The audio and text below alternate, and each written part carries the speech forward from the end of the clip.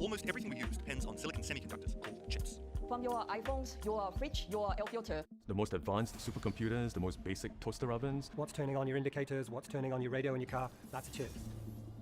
Today, about 1 trillion chips are made a year, or 128 for every person on the planet. And China's government is lending the industry the same strategic importance it gave to its atomic bomb program. It's arguably a lot more important because you are talking about China becoming self-reliant on the technology that powers all of mankind's future scientific advances. The key semiconductor is the advanced logic chip. It's the most expensive and complex piece of silicon that gives computers and smartphones their intelligence. This is the microprocessors designed by Apple, designed by Qualcomm, are made by only a very few companies, and they're made on the very, very most advanced manufacturing. Right now, there's one company that's crucial when it comes to making advanced logic chips, Taiwan Semiconductor Manufacturing Company, or TSMC. And it is a company that makes customized chips for a lot of global tech companies, including Apple and Nvidia and MediaTek.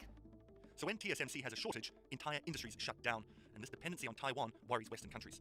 The other concern that has been voiced by others is the fact that China claims Taiwan, which is a democratically self-governing island. China has always said it wants to take over Taiwan by force if necessary. But China's also worried, since they too rely on Taiwan, which has strong ties to the US for their chip imports. The result of all this, multi-billion-dollar plans by multiple countries in a race to dominate the mother of all cutting-edge technologies. The transistors which give chips their functionality are small, very small. The way to measure size in the chip industry is in nanometers. These are billionths of a meter. The current state of the art is 5 nanometers. They are smaller than a virus. Very soon we're going to get to the point where these layers of materials that we use to build up a transistor on a chip are going to be an atom thick. Once we get to that point, we can't make them any smaller. The smaller transistors are, the more you can fit into a chip, which in turn will offer more computing power. But making these chips has gotten so incredibly complicated and expensive that it's difficult to keep up. That's why the number of manufacturers at the industry's cutting edge has fallen from over 25 in 2000 to just 3. There are fewer and fewer companies actually producing leading-edge silicon for a very simple reason. You need $20 billion to build just one semiconductor factory, and that factory is obsolete within 5 years. That means you need to be running that plant 24/7. It needs to be producing hundreds of millions of devices a year, and those devices need to be selling at a very high premium. Otherwise, you're losing money. And there are really only a few companies that understand the brutal, economics of the industry and that they can play that game and win.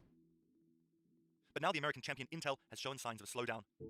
Although it's dominated the industry for the last 30 years, it's starting to fall behind in manufacturing and has announced that, like everyone else, it may start outsourcing some of its work to TSMC. What's really changed, though, over the last decade is that you've had what's called the birth and the growth of foundries. These are companies that specialize only in manufacturing and take designs from other companies and make them with the best process technology. In the past, they couldn't really keep up with Intel, but now, particularly TSMC and to a secondary extent Samsung, have actually got ahead. The net result of that is that a company like Qualcomm, a company like Apple, can design a processor, send that design around the world electronically, and have that design made into a piece of silicon on a more advanced process. By volume, South Korea's Samsung actually makes more chips than any other manufacturer. But the company mainly focuses on memory chips rather than the custom-made logic chips that companies depend on TSMC for. Everybody wants TSMC to do their best stuff because TSMC are better at it. It's as simple as that. The economics and the technology, they've won. Above 30% of the most advanced logic is done in those factories in Hsinchu by TSMC engineers. Both Samsung and Intel have recently announced multi-billion-dollar investments in the foundry business, although they won't be a threat to TSMC for years to come. But whether it's South Korea, the United States, or Taiwan, China's relationship with all three is less than ideal. Not to mention, a lot of the equipment and software provided to TSMC and Samsung to manufacture chips is made by US companies. There are only a select few companies that can make these machines that scrape off these fine patterns with ultra UV lasers. This is science fiction level technology. Applied Materials here in California, KLA-10 Core, lots of these companies that you've never heard of are absolutely crucial in the supply chain in making these machines that then translate into these multi-billion-dollar factories that make chips. And the US has leveraged its position to enact sanctions on China, banning the country from using US technology out of security concerns. So we're all familiar with the example of Huawei, whose smartphone business has basically been essentially obliterated by US sanctions. Whether it's software, whether it's actual chip components, materials that go into chips, or equipment that you use to fabricate chips, all of that is technically banned. The American tech embargo began as an effort against Huawei over national security, but bans and restrictions now affect at least 60 firms. These include SMIC, China's chip champion, which has been put on a blacklist. At the end of 2020, TSMC sales to Chinese clients dropped by roughly 70%, and for the first time ever, Huawei reported a drop in revenue. I think China's rise as a superpower in technology is regarded as a threat to very fundamental American interests. They are military foes, and the last thing Washington wants is also to see a technological foe with the wherewithal or the capabilities to wage technological warfare on the United States. But US sanctions might not be such a simple solution. China is the largest purchaser of chips in the world, as well as a manufacturer of less sophisticated chips for companies like Qualcomm and other American companies. Bear in mind that a lot of American businesses rely on China for growth, so there is very strong pushback from the private sector to allow the flow of American technology to China to resume. But if you look at the overall picture, I think the Biden administration shares the Trump administration's objectives in curtailing China's rise as a technological power, and that's because that would have ramifications for really long-term strategic goals. We're investing aggressively in areas like semiconductors and batteries. That's what they're doing and others. So must we. But cutting China out completely isn't an option, since much of the world depends on China to manufacture most of their electronics, like iPhones. chip designed, say, by Apple in Cupertino in California, will be made in Taiwan, then packaged into something that's going to end up in an iPhone in the Philippines. That chip then makes its way to China, where it gets plugged into an iPhone. That iPhone then gets on a plane and gets sold in Europe, or maybe even comes back to Cupertino and gets sold in the Apple store. So the semiconductor supply chain is arguably one of the most complex and widely geographically spread supply chains in the world. From Beijing's perspective, US sanctions are a way to keep China at the bottom end of the supply chain, forever stuck as a low-tier manufacturing hub. That's why China is determined to become self-sufficient and is shifting into its highest gear. During its annual NPC meeting in 2021, President Xi Jinping pledged $1.4 trillion to accelerate their tech industry and become totally independent from foreign technology. One of the announcements that we've seen come out since the NPC has been SMIC, China's top chip maker, signing an agreement to build a $2.5 billion semiconductor foundry or manufacturing plant with Shenzhen's government. And I think you'll see more of those private-public partnerships where a private giant or entity such as SMIC drives more efficient private capital into national objectives. SMIC, or Semiconductor Manufacturing International Corporation, is China's largest foundry. Although it's still decades behind Taiwan's TSMC, China has shown its ability to throw money and human resources at the development of mega projects. But the chip industry isn't quite the same thing. There have been numerous failures in terms of China's domestic chip development effort. SMIC is an example of a success, but there have been plenty more that have fallen by the wayside. Literally hundreds of much smaller corporations that you and I have never heard of that raised capital but ultimately failed to deliver on its goals. TSMC has shown it takes much more than capital and human resources. It takes time. So TSMC was founded in 1987, and it has spent more than 30 years in developing and creating its own manufacturing technology. It is just not very likely that you can create a comprehensive semiconductor ecosystem overnight. And unlike the US or China, Taiwan's economy is largely built around semiconductors. TSMC is located in the small town of Hsinchu, which hosts a whole ecosystem of other well-established chip manufacturing and packaging companies, and the industry also attracts Taiwan's best talent. One of Taiwan's best paying industry is the semiconductor industry. So with that incentive, a lot of school children would see the electrical engineering or anything that's related to the semiconductor manufacturing as their top choice when they decide on which university departments they want to go to. So in the US, you have students choosing to study computer science or other subjects that would be more related to the skills that big tech companies like Google or Amazon require. Likewise, in China, students are much more likely to be attracted by companies like Tencent, Baidu, and Alibaba, or make their own app. One of the things that Chinese officials in recent years have been stressing, it's fine to build the world's best food delivery app, but at the same time, you need also to be able to attract talent into areas such as AI, quantum computing, basic scientific developments, what we call the hard sciences or hard tech. To counter the lack of talent in the field, China's been recruiting talent from abroad, which has been controversial in Taiwan and the US, considering China's history of taking intellectual property. China has been hiring aggressively from Taiwan over the past few years. And what the US may be concerned is these people may bring their know-how to China and help China build up a semiconductor industry more swiftly and more effectively. And there's actually a well-known IP theft case. The US memory maker Micron has sued Taiwan's UMC and a number of engineers.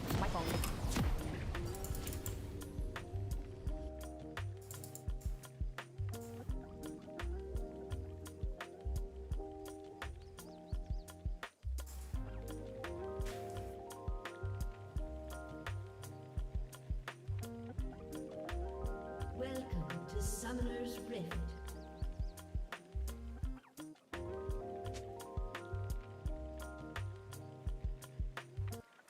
Seconds until minions spawn.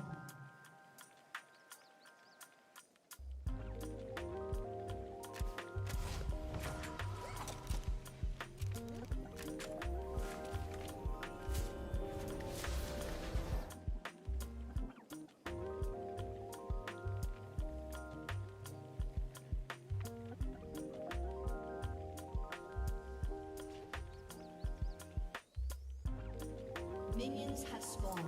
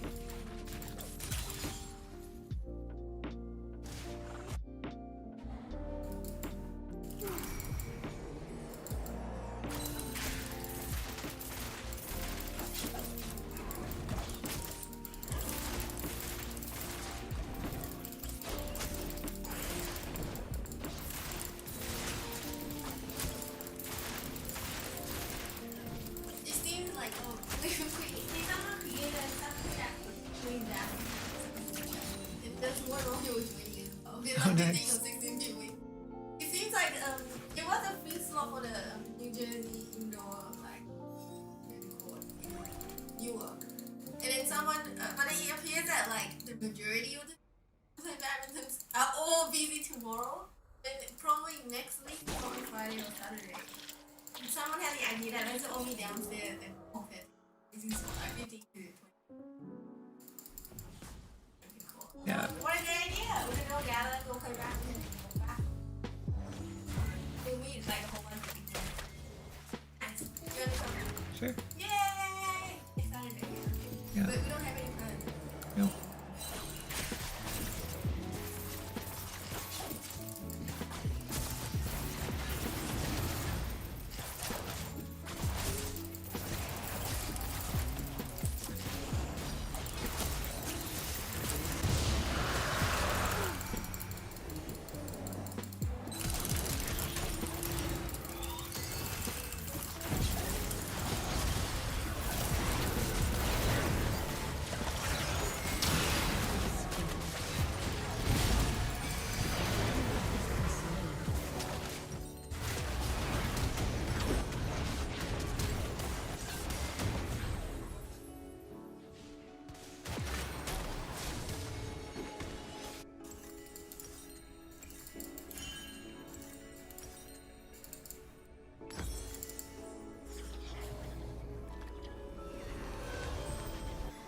Enemy killing spree.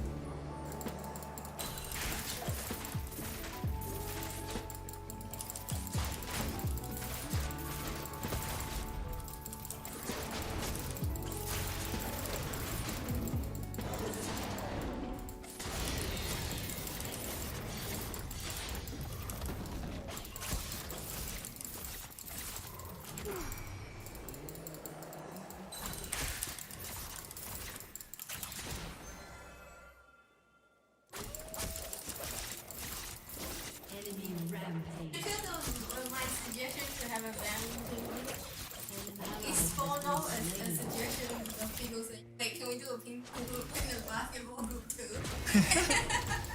And I was like, how can people have not come out with this before today? Ally has been slain.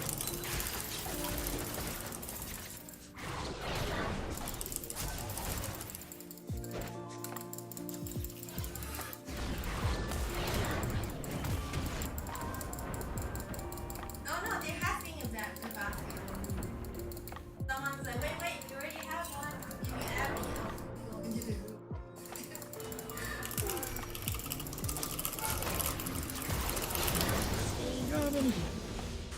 You have been slain.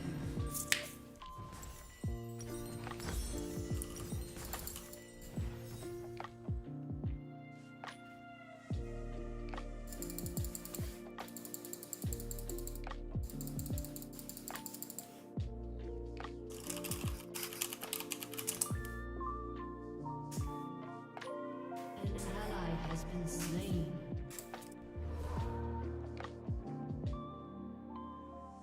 Enemy double kill.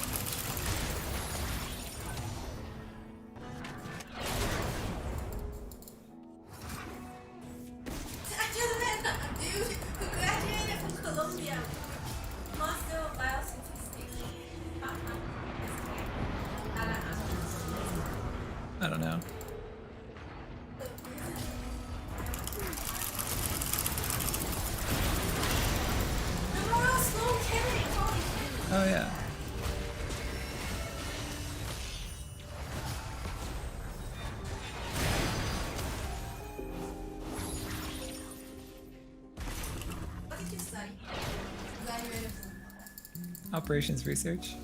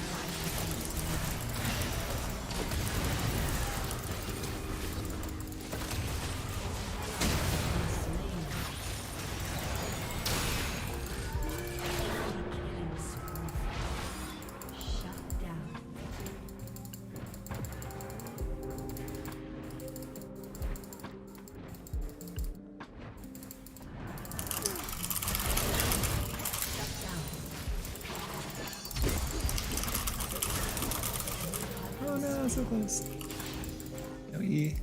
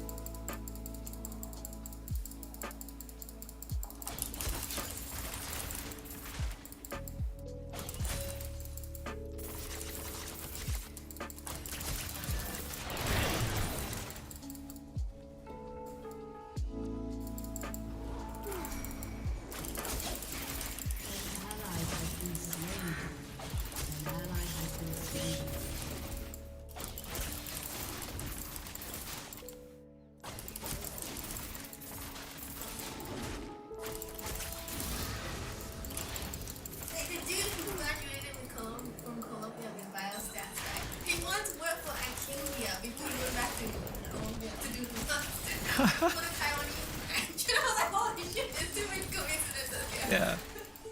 Everyone here is like a clone of us.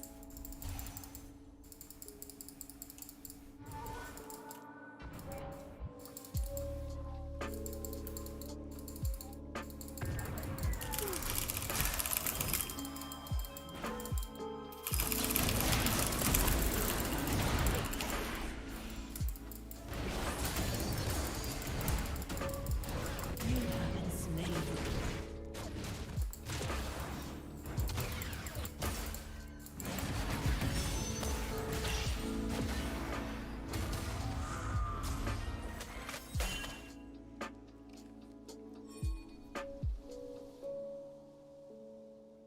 It's a music group.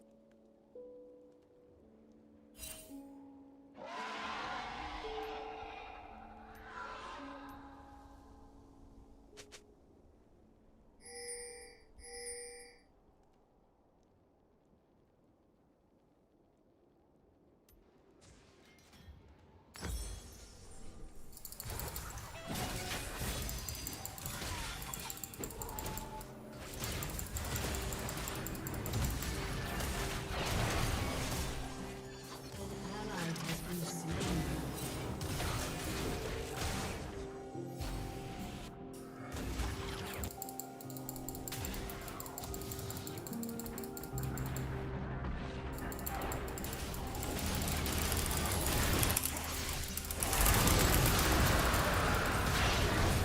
Killing spree.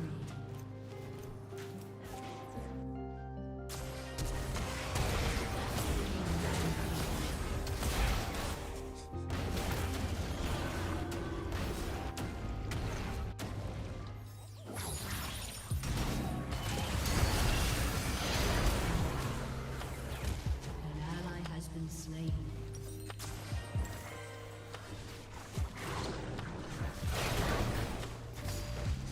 Your turret has been destroyed.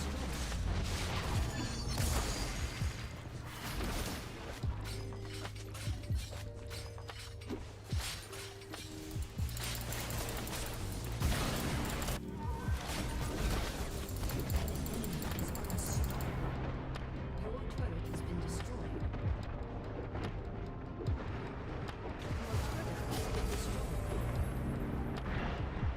Your inhibitor has been destroyed.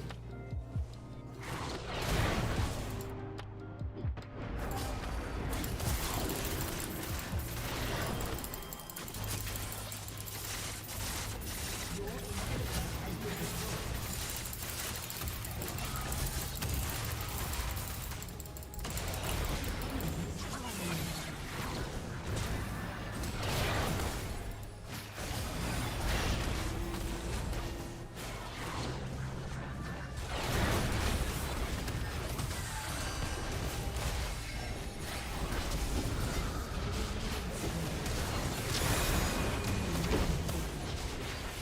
Enemy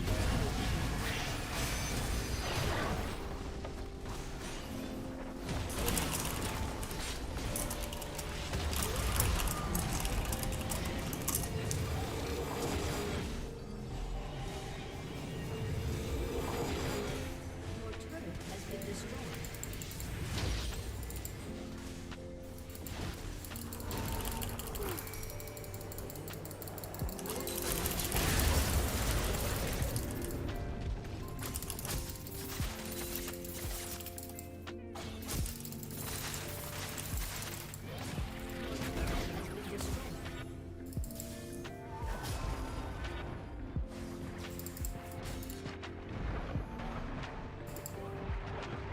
Your inhibitor has been destroyed.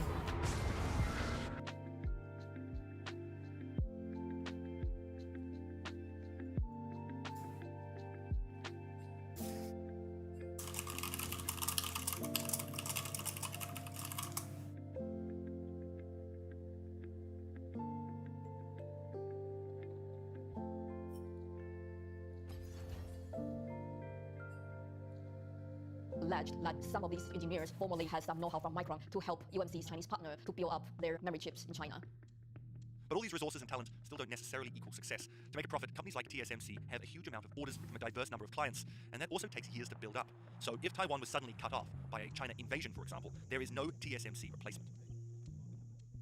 Let's say if Apple decides to find another partner, it will take years for them to get this other chip maker to be ready, if at all. So without TSMC, you will not be able to have chips in your iPhones, and you will not have chips for your F-35 fighter jets that the US flies.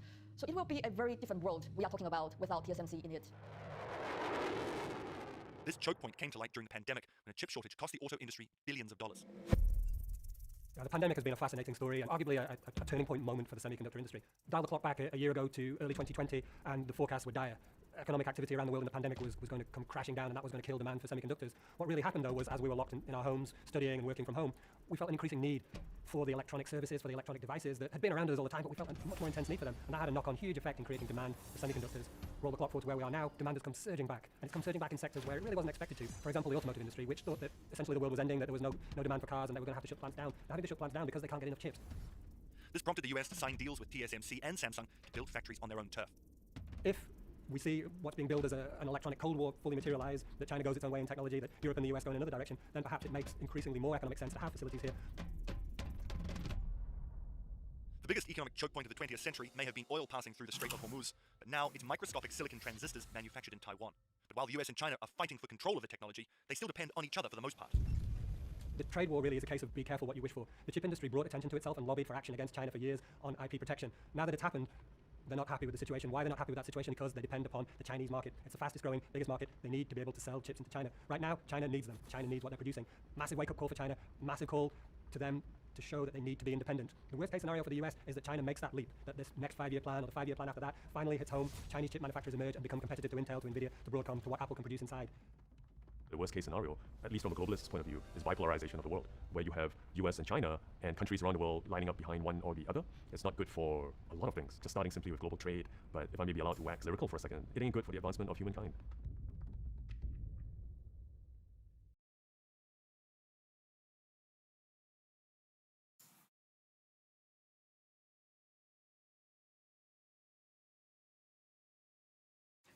We must be prepared for an intense showdown between China and the US.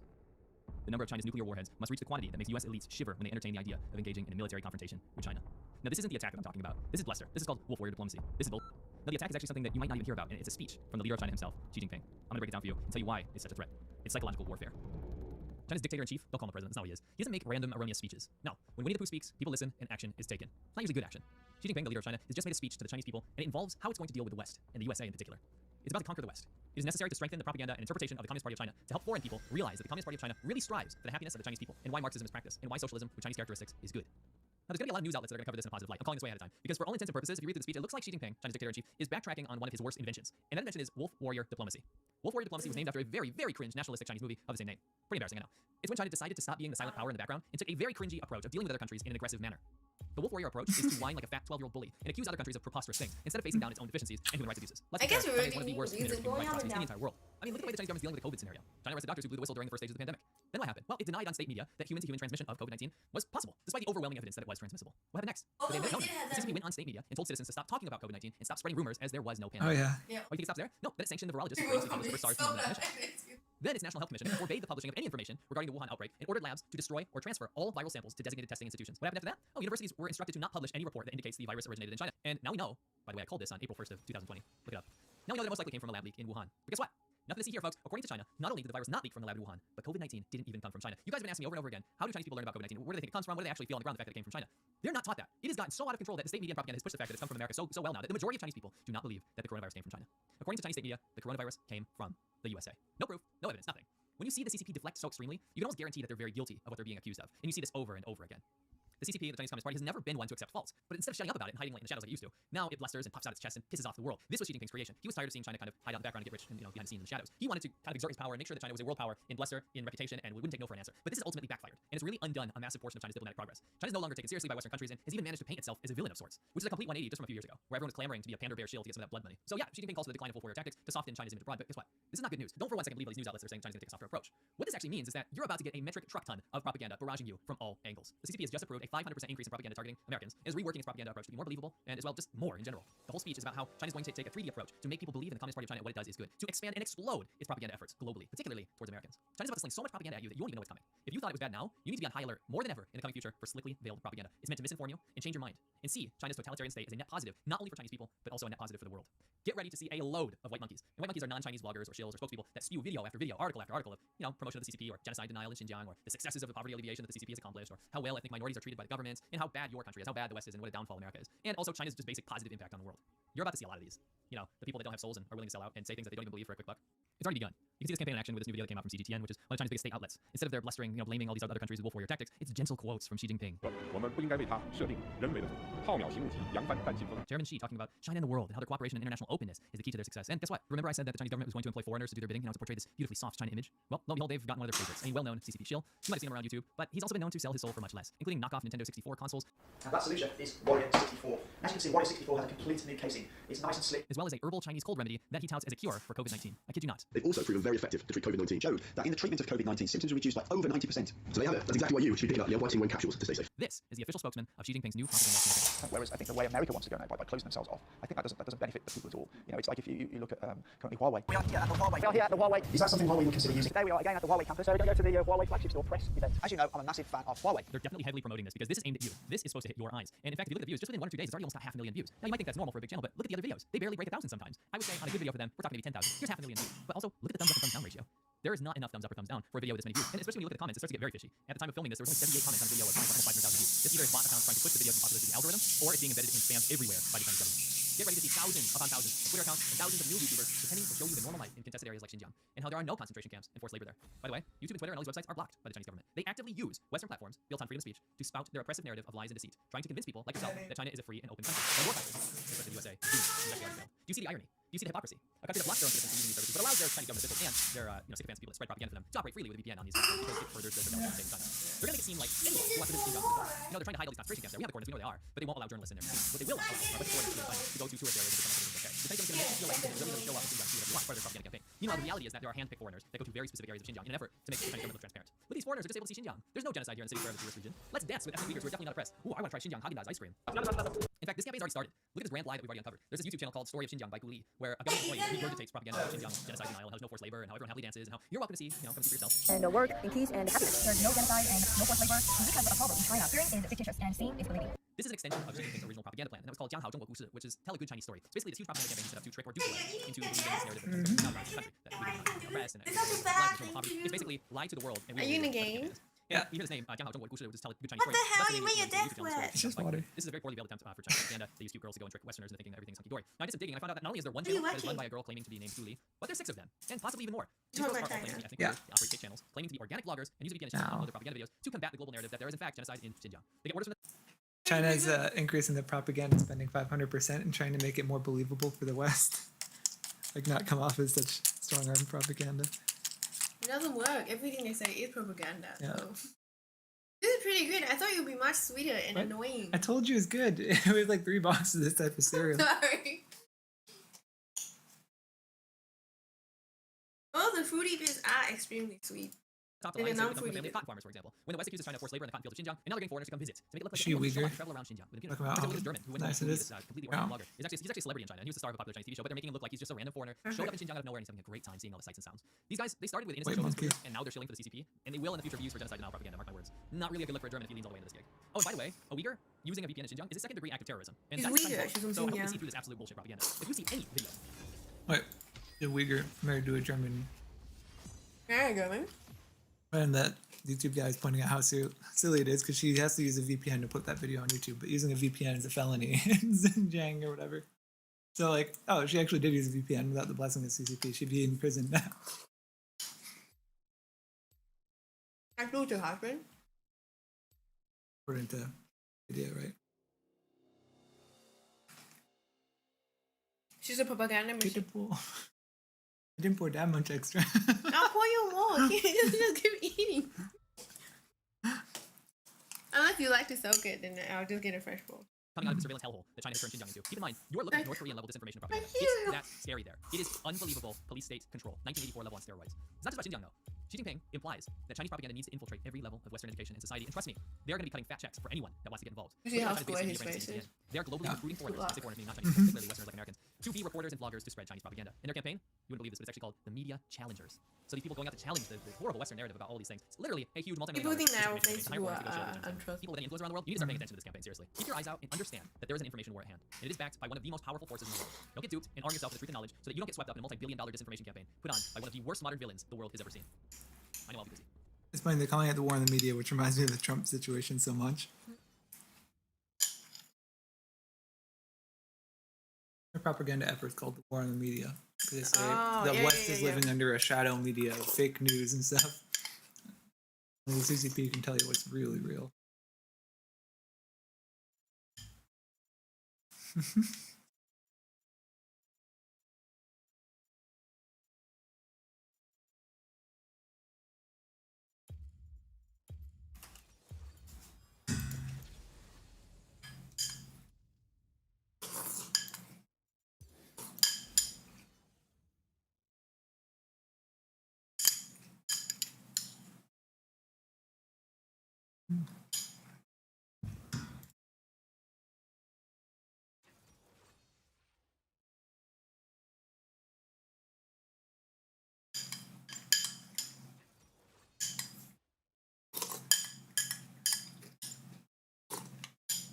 You can finish that.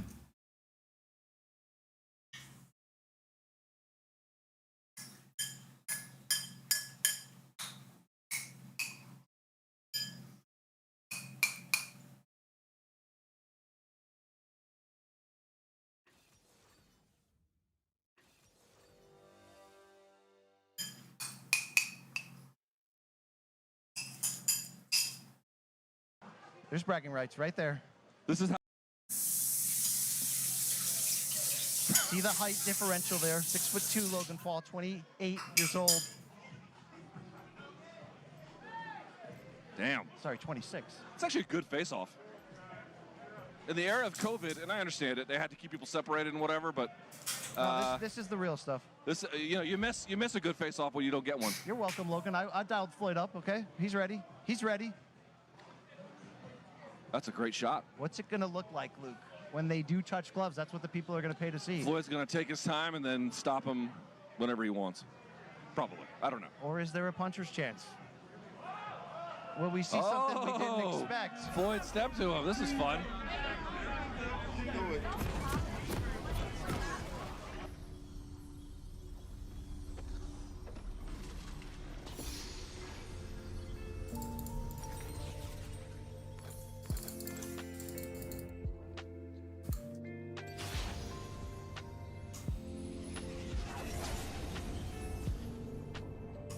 Welcome to Summoner's Rift.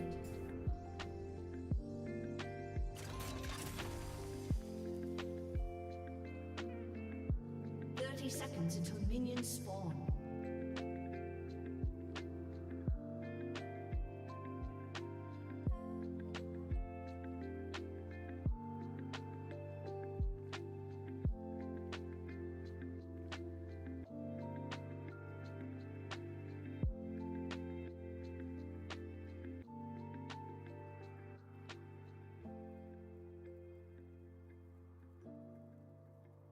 Minions have spawned.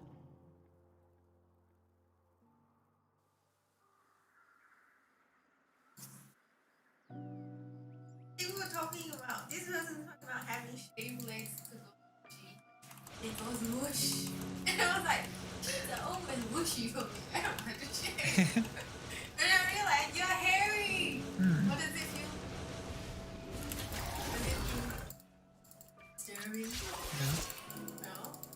Have you ever shaved a patch of leg? Just you remember like No.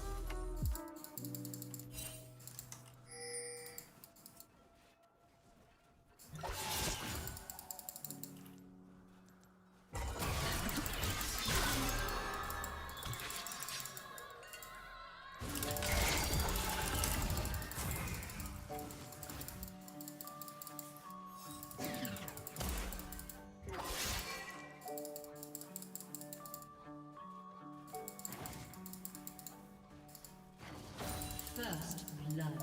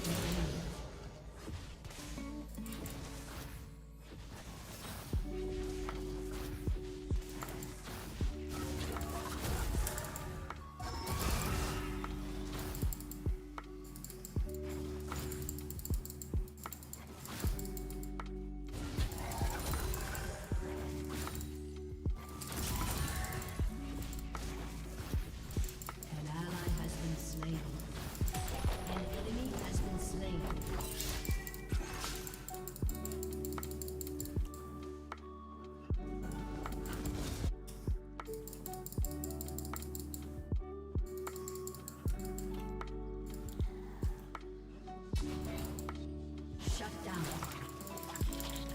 An enemy has been slain.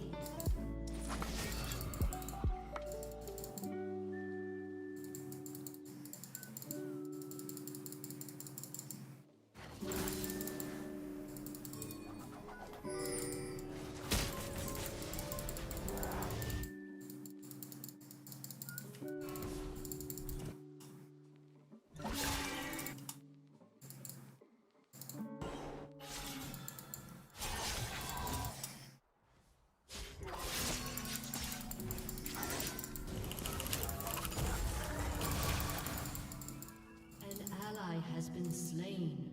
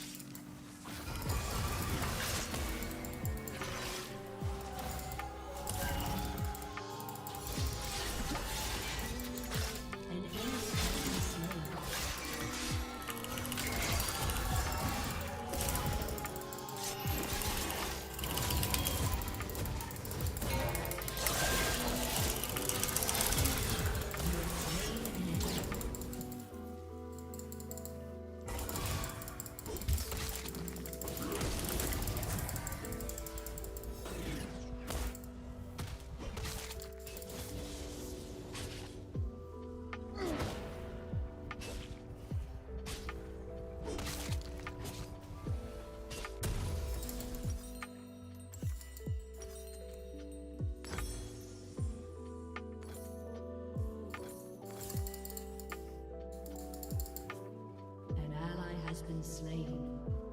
An enemy has been slain.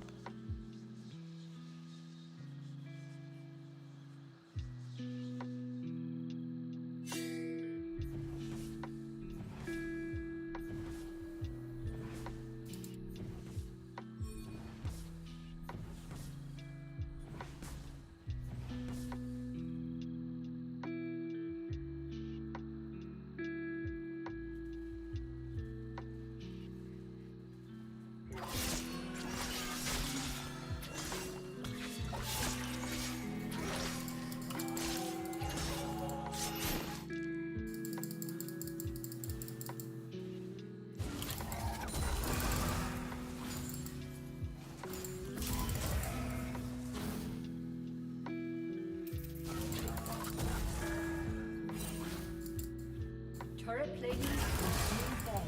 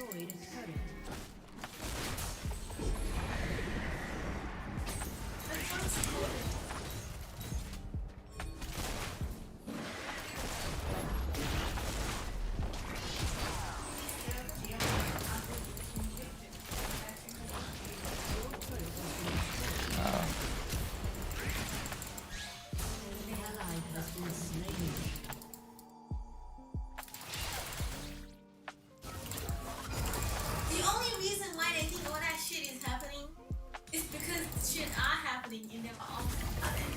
Yeah. Seriously. And horrifying or disgusting.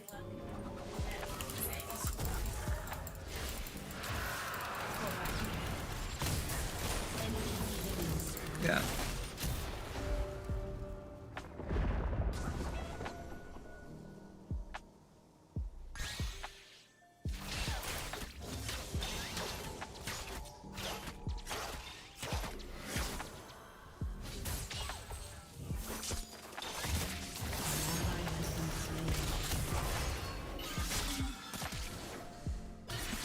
Wasn't Anthony Weiner though caught sending dick pics to a 14-year-old? He is he's like a Democratic leader too, he's not just some random dude.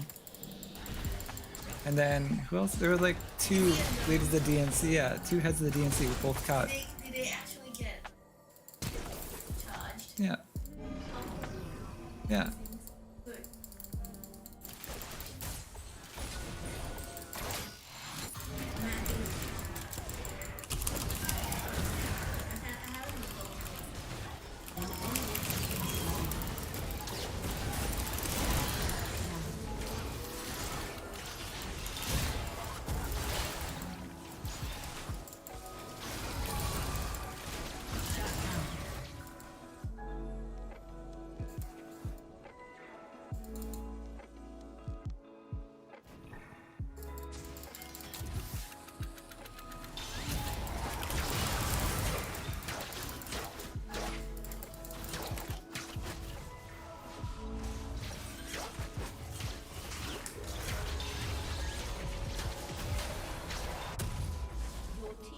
Destroyed a turret.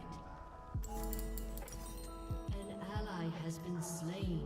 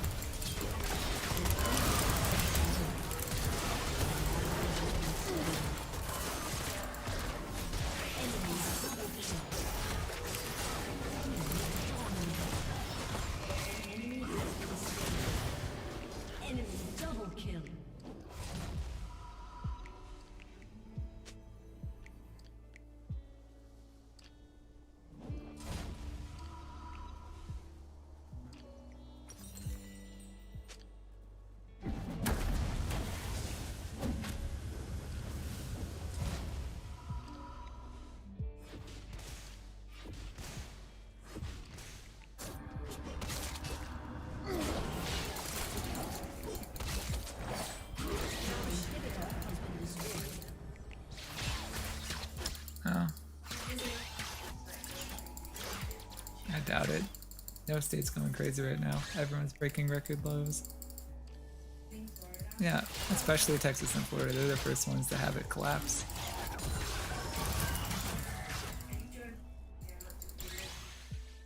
Nah, it's probably the weather.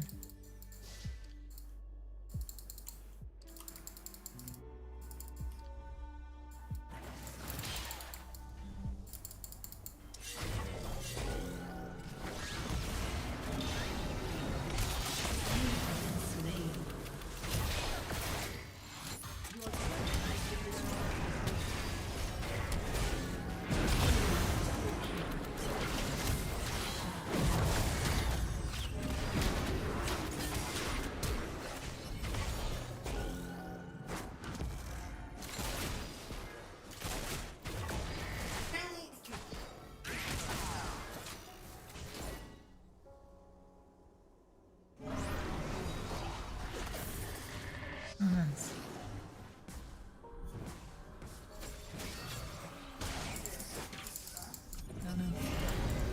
Didn't they open up their state in like March or April though? That was before we even had vaccines. It's definitely not the vaccine.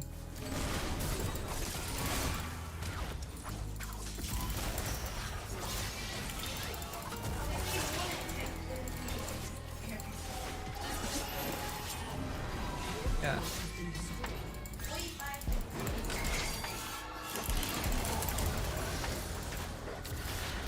Yeah, that makes sense.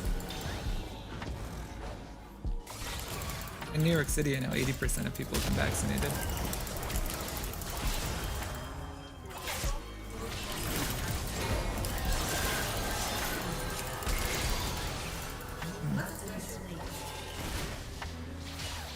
Oh no.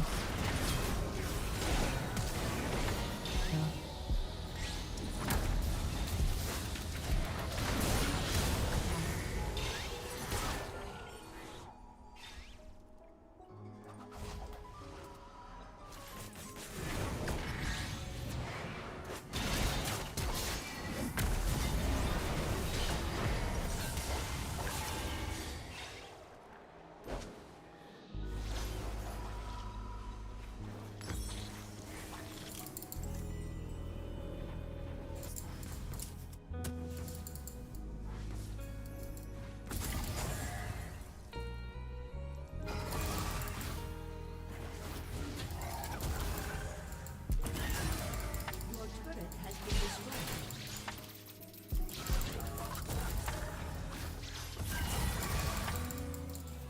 Look, this breed of dog is tiny. Cute, they tied up. I see. It's like a toy. You want one? Tiny dog. Dog's down. I don't know how it works. He's a famous TikTok dog. I love it when people have like an account.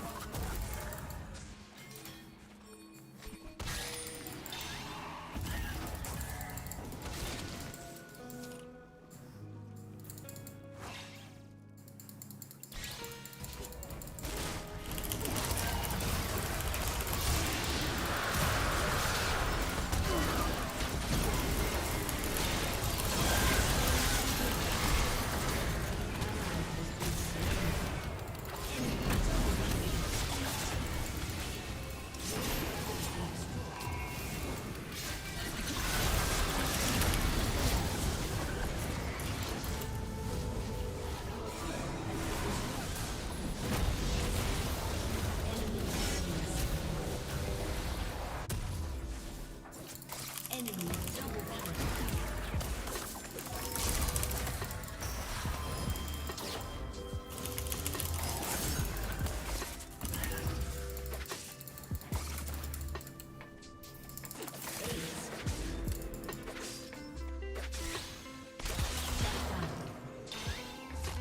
Your inhibitor is respawning soon.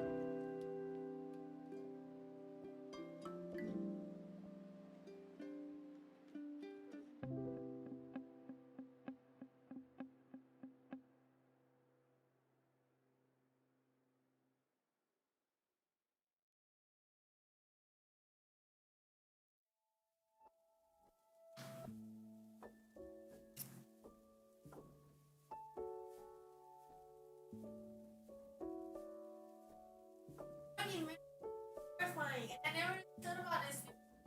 But like in modern setting, a lot of wolves maggot. You don't make it's alright because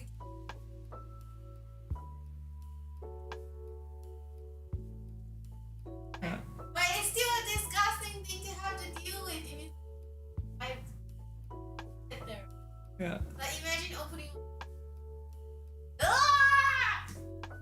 I'm thinking about it. It's horrifying. Yeah, I'm glad I don't work in minutes.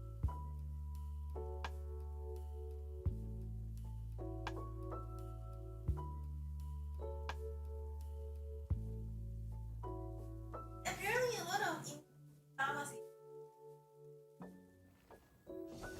talk.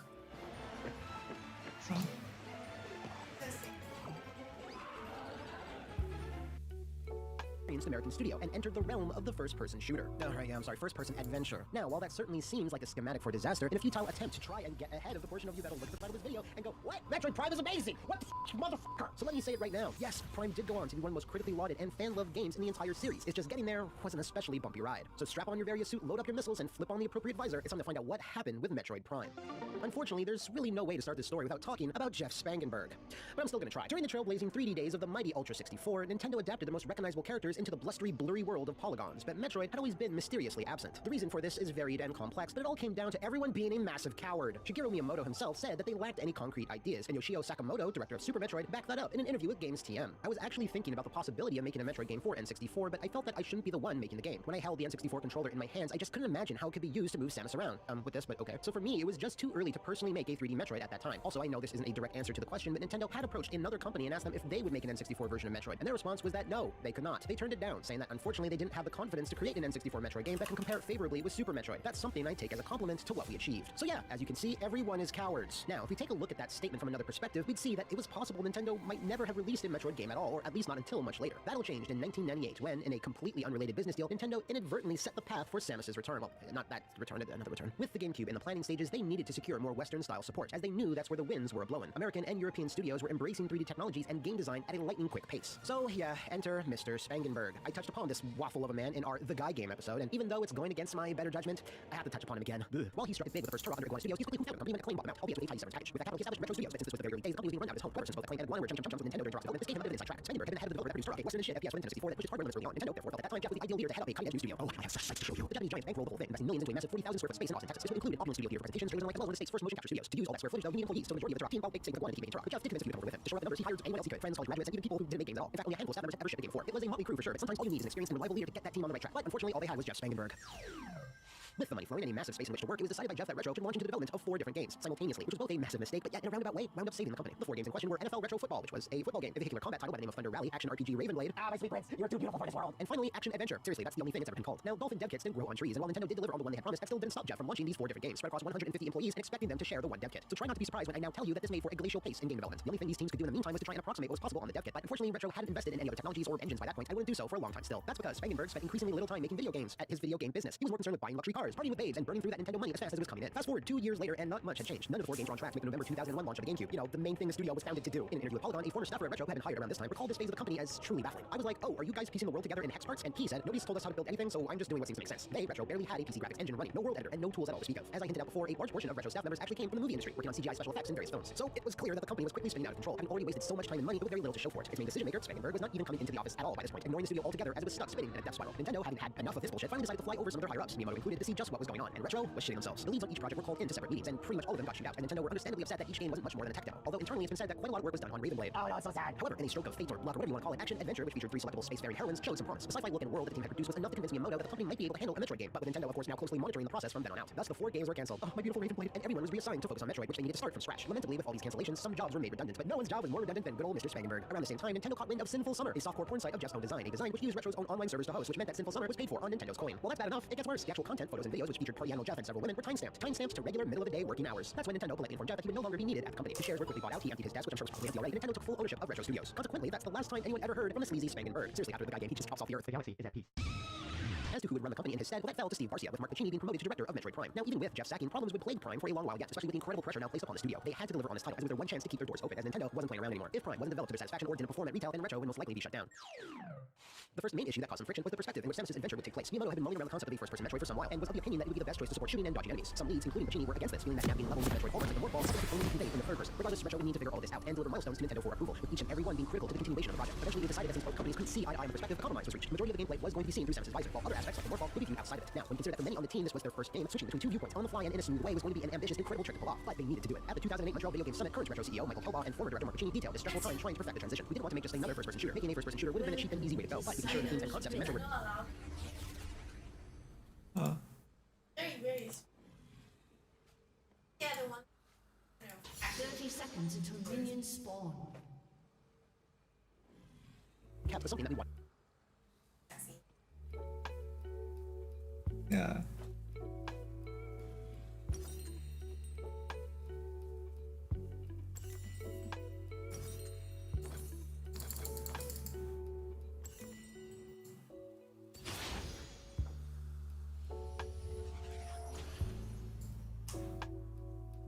Minions have spawned.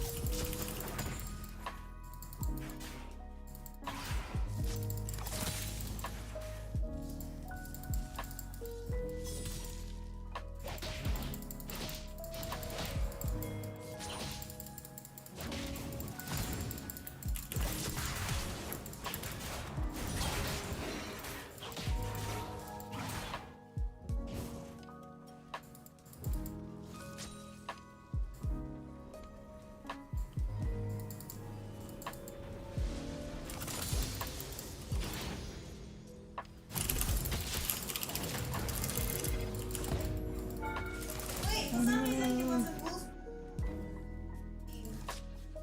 It's rain. Oh yeah, I saw that. Oh, in Melbourne? What? Yeah. That's crazy.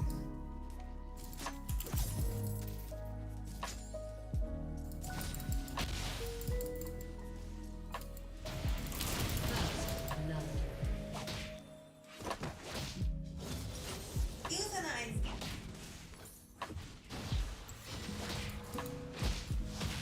Oh, he's gonna move. Moves are huge. That was just a beard.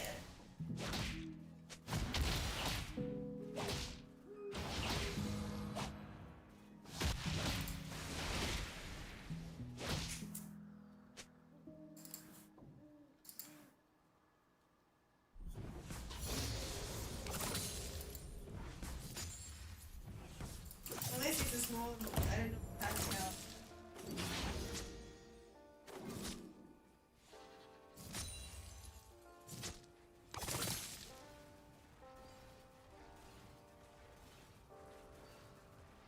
Whether he's a deep or how he's Yeah. maybe it's from a farm. Maybe it's from a farm. How did he get to the city? An ally has been slain.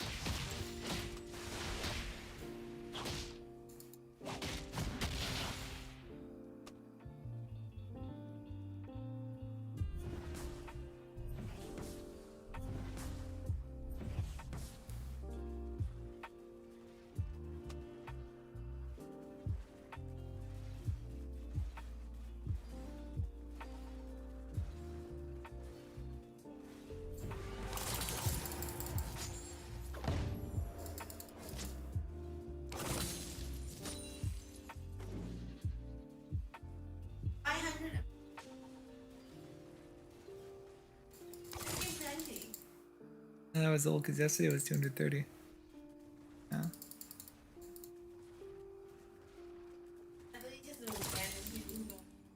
An ally has been slain. No idea.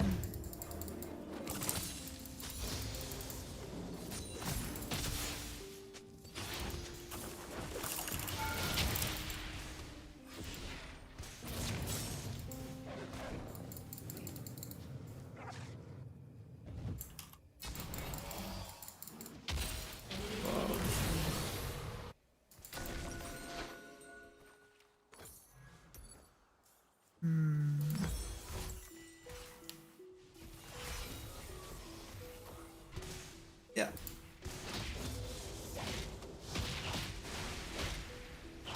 Tomorrow? For what?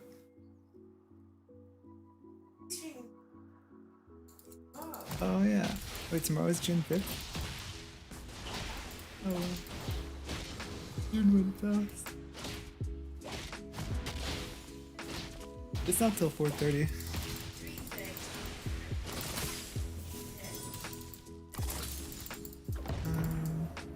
Is it 3:30? It was 2 show.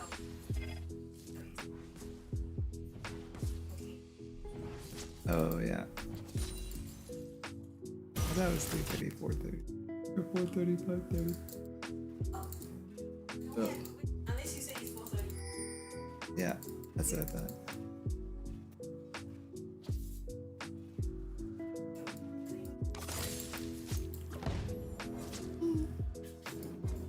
But if you want to get lunch first, we should get there a bit earlier.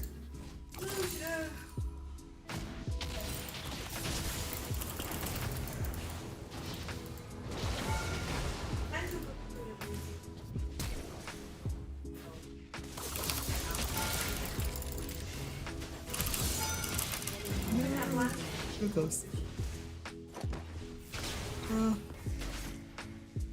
We can just have dinner. Have lunch here.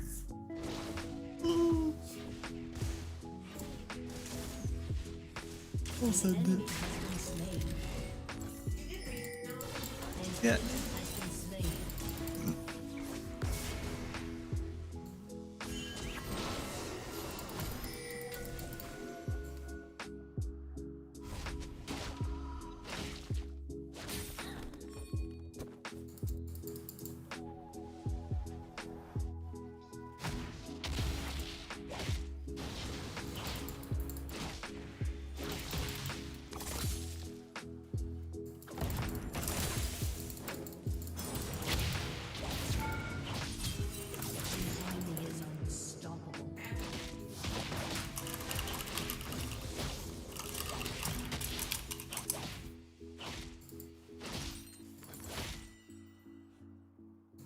An ally has been slain. An ally has been slain.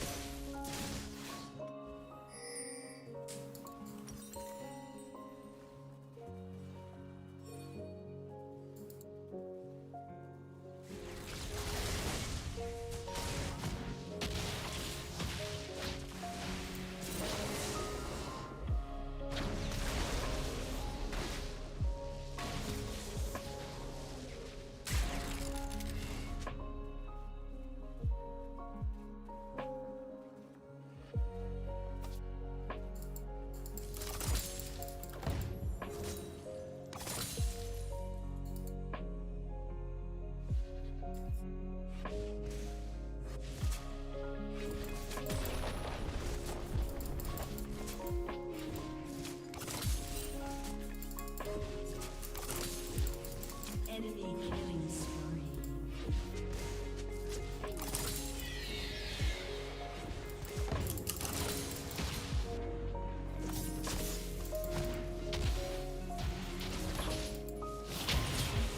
It is godlike.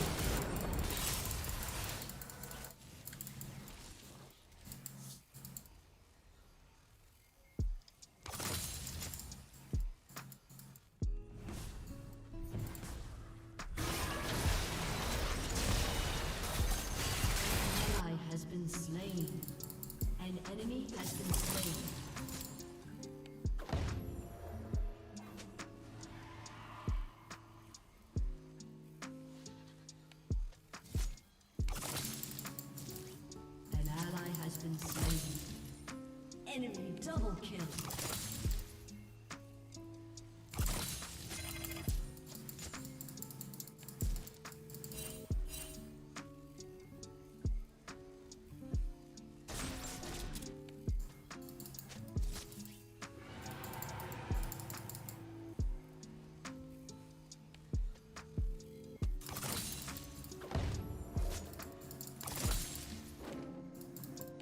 An ally has been slain.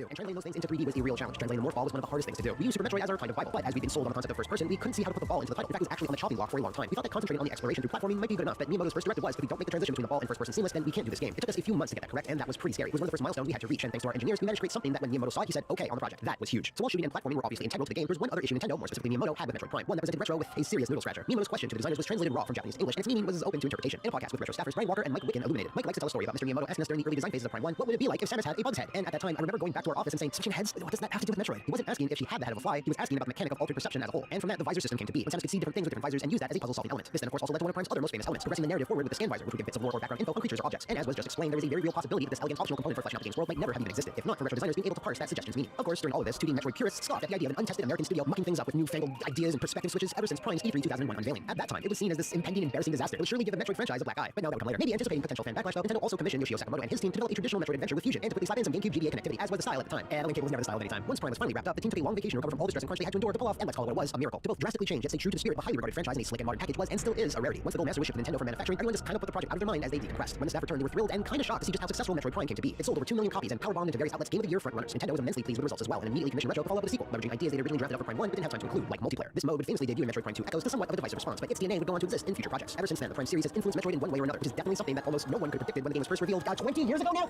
Many key members of the Prime team would eventually leave the company and move on to other things, but through it all, Nintendo and Retro's relationship never diminished. Instead, it only strengthened. They would contribute to Mario Kart, they would relaunch Donkey Kong twice, and for a time they even worked on a Sheikah-focused Legend of Zelda spin-off title that will never release to show just how ingrained and committed they are to Nintendo franchises. Obviously, while we haven't had any official news about Metroid Prime 4 for over, what are we at now? Some 800 days, Retro seems to excel in launching polished, fully formed experiences oftentimes out of nowhere. So whatever it is they're cooking up, odds are that it'll be worth waiting for. Everyone working hard at Retro right now, don't stress yourselves too much. We'll see you next mission. If you know of any other intergalactic incidents involving Insectoid, I lost it, damn it, then send me a transmission in the comments below, over on my Twitter, or set your coordinates for the Flophouse VIP Patreon to become a big boss and nominate the game or movie you'd like to see in a future episode. See you next time, and thanks for watching.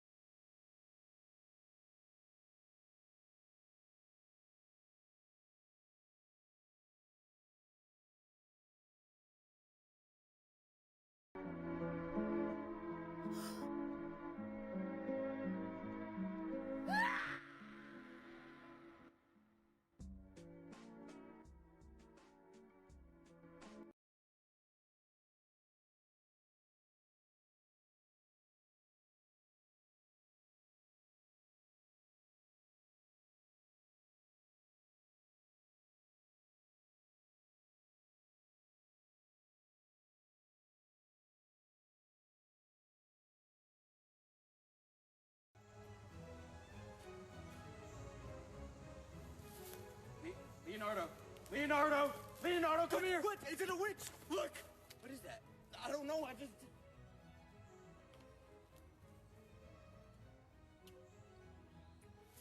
Kebab! Kebab! Kebab! Ah! Yo, Mary, me and the boys are going to the tavern later if you wanted to come. Huh? What is that? Oh, I call it flint and steel. It's like a new way of starting fires way easier. Sylvester? Sylvester? There she is! The witch! Mary! Hey! It looked to me that you were writing something, Mary. Ew, no, I would never. I would never. We both know that a woman that can write is a woman that can do spells, you witch. Of course, but I wasn't writing, so I'm not a witch. Really? Then what does this say? Beats me, I can't read. What's 2 plus 2?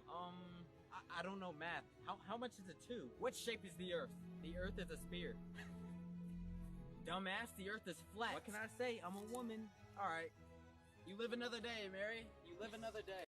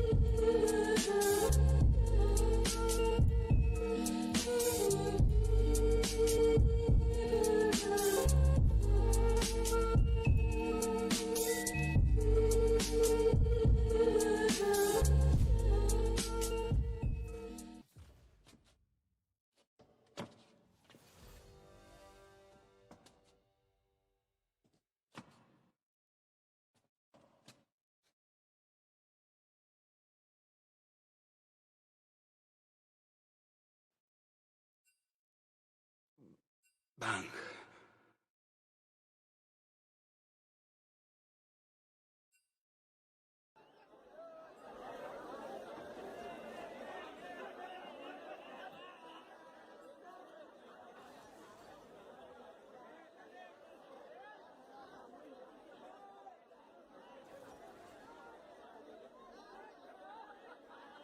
You think your morning commute is busy? Check out some of these crazy trains from around the world.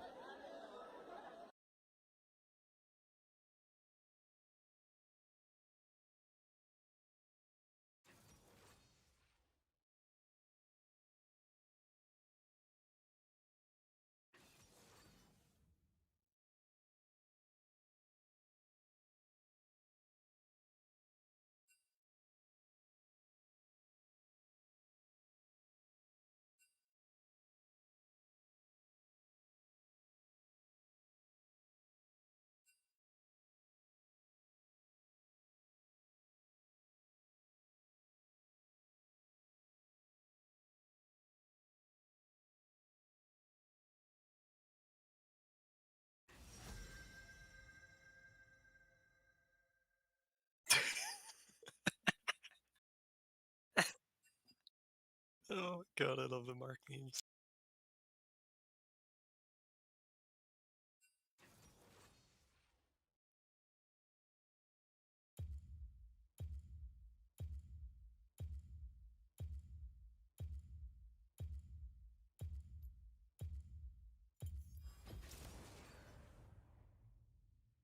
It's time for picking and choosing, and picking and choosing and choosing and picking and choosing.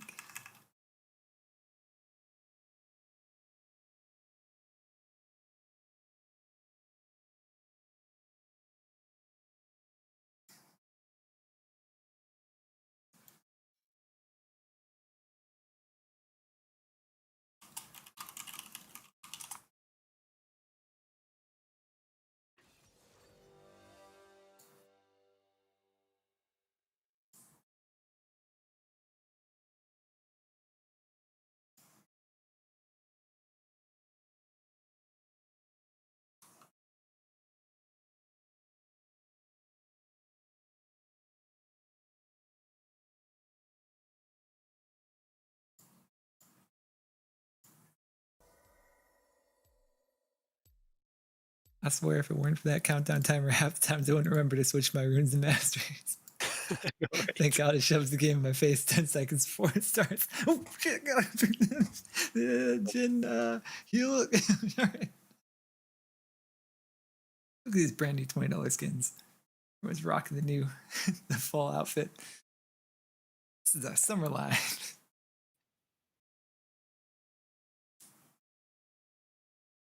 What does that Amomu skin have to do with Vancouver? Wait. Wasn't there a horror movie or something, Vancouver Mummy or something from the 90s? Wasn't there like something like that? Or was it the alien spaceship? That's what it was, right? I don't know. I don't know. The Man That Twisted Fate skin could be literally any male character in this entire game. Yeah, right. Like, defining feature is his pointy hat. That's it.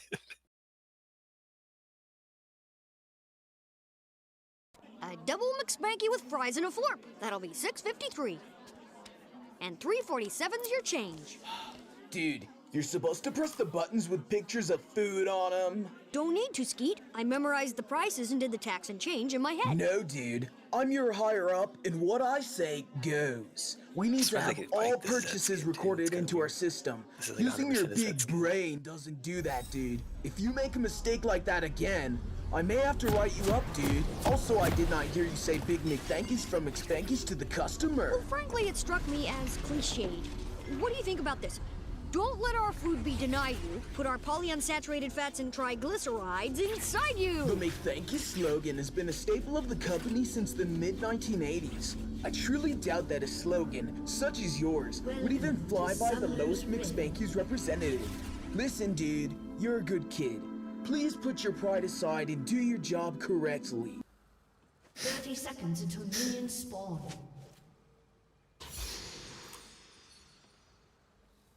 Big McSpankies from McThankies. Big McSpankies from McSpankies. Come here. Put these rubber pants on.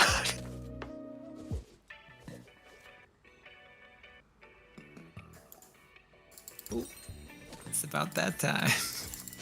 Minions have spawned. If it weren't for that minion spawning sound, half the time it won't even show up for the game.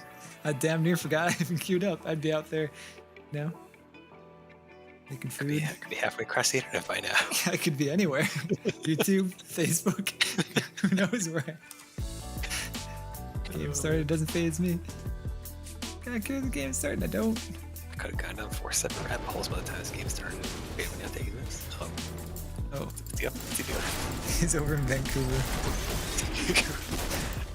I gotta get some food here. Dude, like the last so many games Cody and I have played, we lose, and I don't really understand. It's like the biggest losing streak, but Cody's already like mid-silver or something? I don't know, I feel like it should be an easy climb. And every time I play with you, we just whoop, so I don't know. We whoop and then we still lose though. Like, I don't keep track of how many times we win because like half the time it feels like we won. Yeah. That's what I'm saying, some of the losses feel like wins and vice versa, because it's like... Yeah, just don't get it. or anything of it. It's just unknowable. This game's a mystery wrapped in an enigma. Interesting for him to start that one. Yeah, they're gonna hit 2, be careful. That's why I guess Flash would have been too defensive. Put him on the back leg first. Yeah, now get the flash out. Wait, what? Wow, actually hurts. Wow, we got out of the way by Q. Cool guy. Real sim, real sim. You forget that Tristana can do half your HP at level 2. Right. Just doing E-pop, dude. Oh, E-pop is crazy high base. It needs better scaling and more space, but it doesn't scale for shit. Don't people max it like last? Yeah, but it's it doesn't scale. Right. Yeah, it doesn't scale enough how much you attack either. Like you can just put it on and like hit him twice and like that's half their HP. And she's been busted for like the last 3 patches now. They haven't touched her.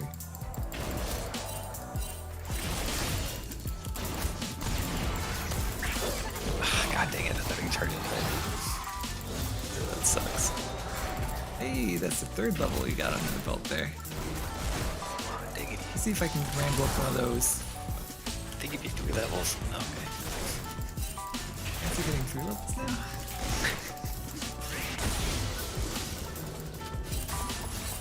Wow. That grenade's so weak. Right. Weak. Positive Thresh is sitting in the bush waiting to shank us. Yeah. I mean, people with Tristan, they tend to like doing that, sitting in the bush, waiting for a shanking. And did they really go shopping? How do they possibly have any money to spend? How am I out farming them? Baby. Dude, I haven't been able to get anywhere near creeps. They have way more farm. I love Silver Life. I'm never going back. You can't make me go back. Right. I should take more while they're gone.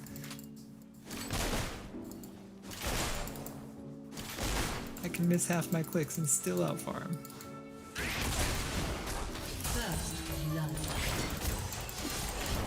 That's pretty huge that he showed that E. I don't know if we can make anything of it. Oh my god. Not break. Oh, she jumped on me. Oh, wait. He's still at heal? Excuse me?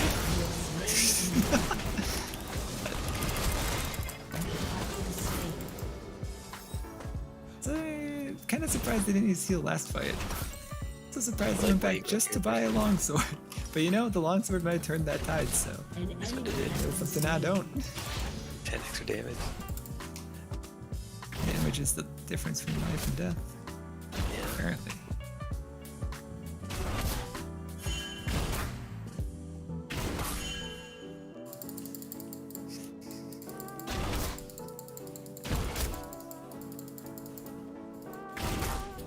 Did you watch the trailer for that Pioneer game or whatever that Derek put up?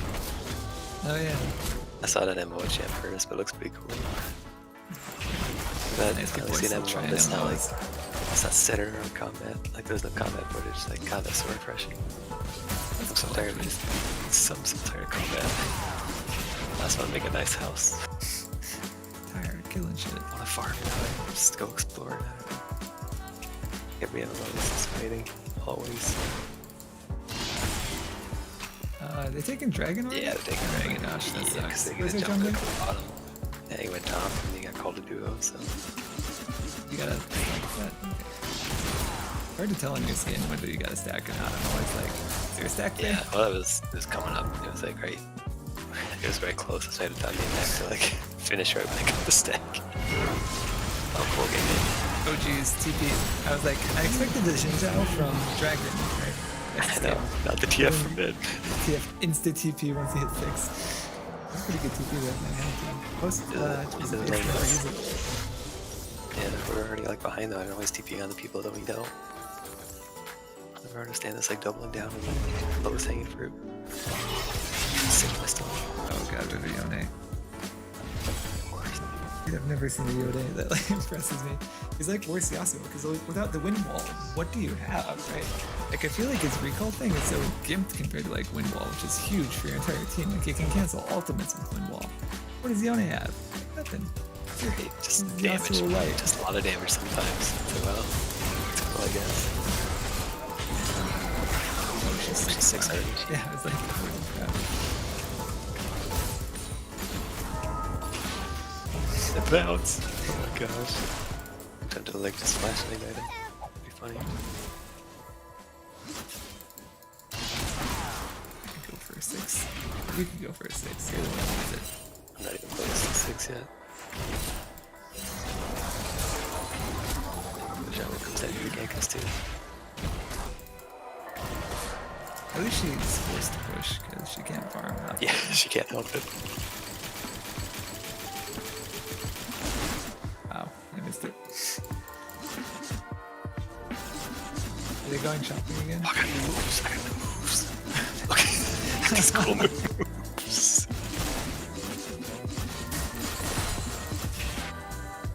Thanks for shopping again. We get a plating now because TF doesn't have ult up cooldown yet, and I mean Jinjao's due to roam here, but I feel like there's an attention top right now with our gank top, and also I don't know that we played in Fortress Time. Like she has her idiot plating, they haven't taken it yet. It's crazy. Yeah. Beetlejuice is up. People tend to like that thing. That's right. Captain Beetles. The only thing it's good for is distracting the enemy jungle for me. Keep them out of my lane. Oh shit, dude, we got a lot of attention. Where did that come from? Well, he's gonna flash cube me, so. He's gonna hold me too.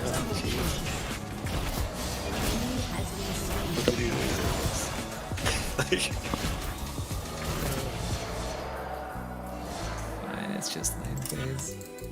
I want boots because he keeps flashing. Yeah, I'll wait. Got 9 for boots. Justifies waiting. Get back lane quicker. Now they got all their plating all at once. Where is it? Jax is asking, holy crap, this Jax is so in 3. Dude, the move is still up there. Punish that ass.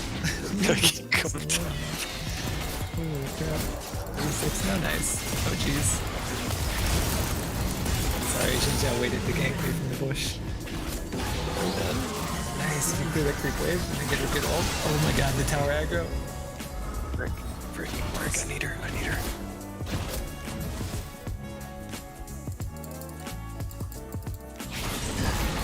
Oh, that was a good ult. Jinja's still in that bush, by the way. Actually, he's probably taking Mumu's things and then recalling.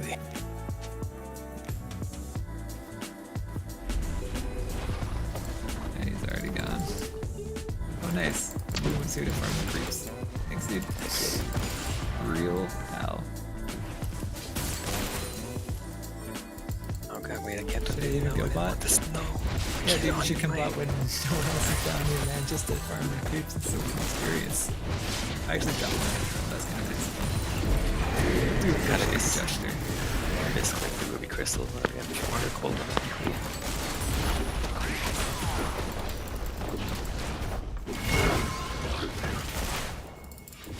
Did it oh, we should have saved the TF for that thing.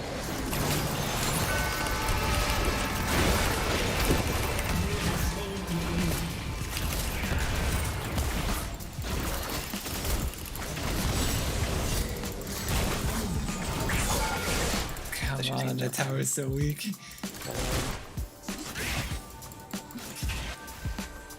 I wonder if I foreshot would finish it.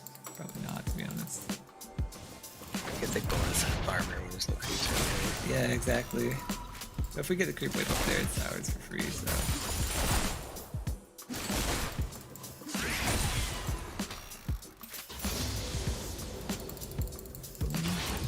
She's gonna die too. She says.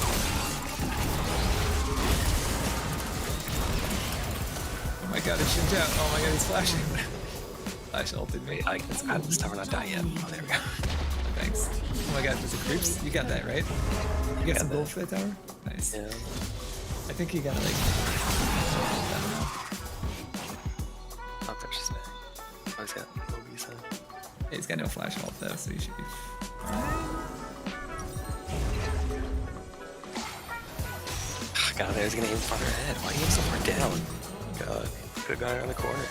Well, so the Jin Xiao is 7-0, but at least we got the Jax real shut down up there. That's right. And it only cost us the Fire Dragon, but you know. The only Fire Dragon of the game. Yeah.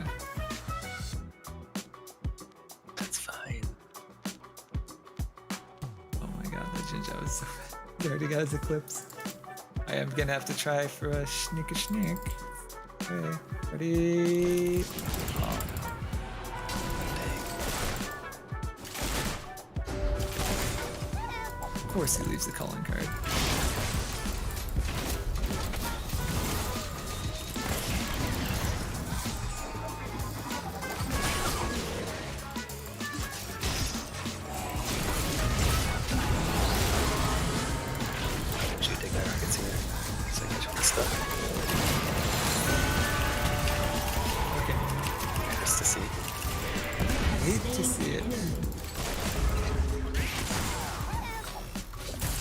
This is the guy that dicked on you, Jax?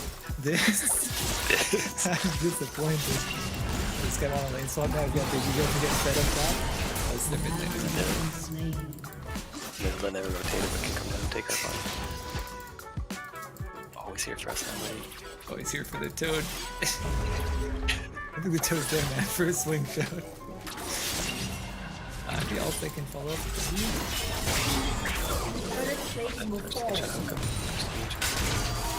Well, what's up now? Is it toad time?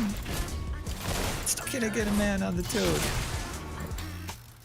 Guess we don't do that. Can I get a man on the scuttle? This one I can do on my own.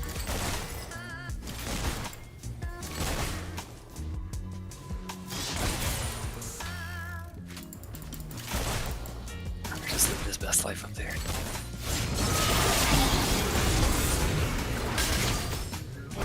Nice.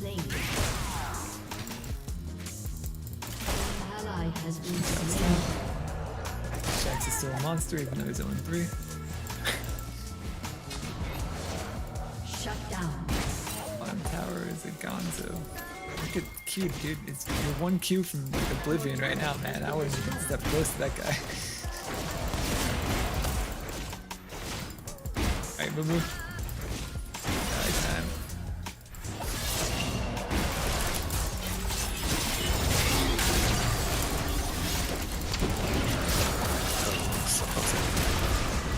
Just a little bit smaller than all of them. Just a little bit smaller than things. Oh my god. No, I mean, do I ult the Thresh? It's even worth it. Xinjia's not even worth shut down. What? Somehow 7-1's never shut down. Yeah, excuse me? Not even 150?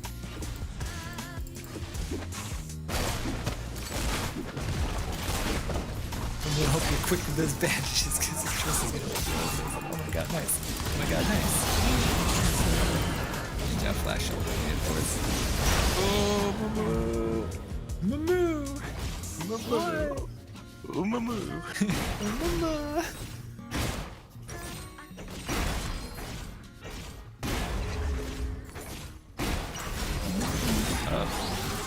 It's not shit. Don't have a fucking game. One time. He's finally left exile. Oh. Just 2.0. He's gonna be stunned for a long time. Yeah, it was a long stun, man. Well, so close, you're on so close. An ally has been slain.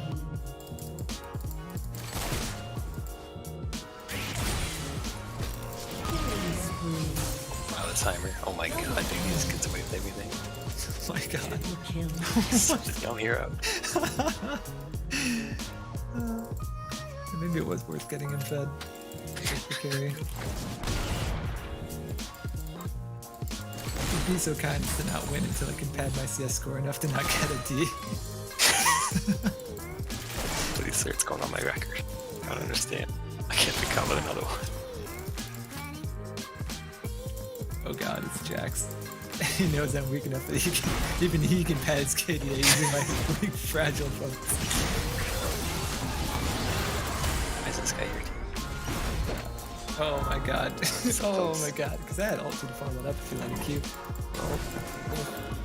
Oh shit, drags up too. Timing is impeccable. I can make it back in 15 seconds. Oh god, no.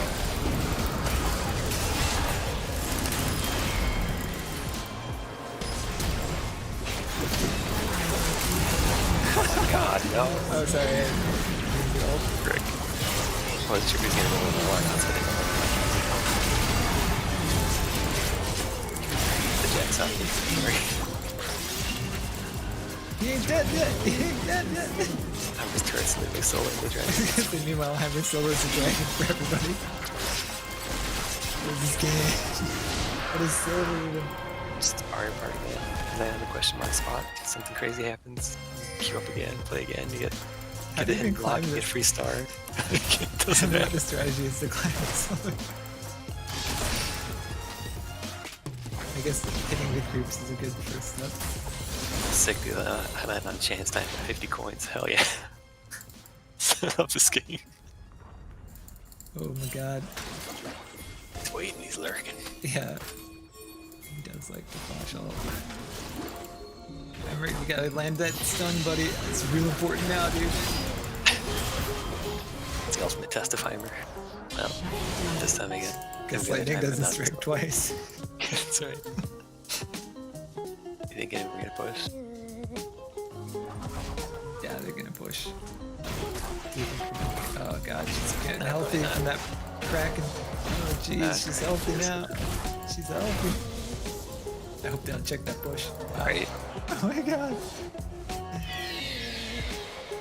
She's gonna take Oh, her there's a coming from tower this here, that's way. right. There's the tower.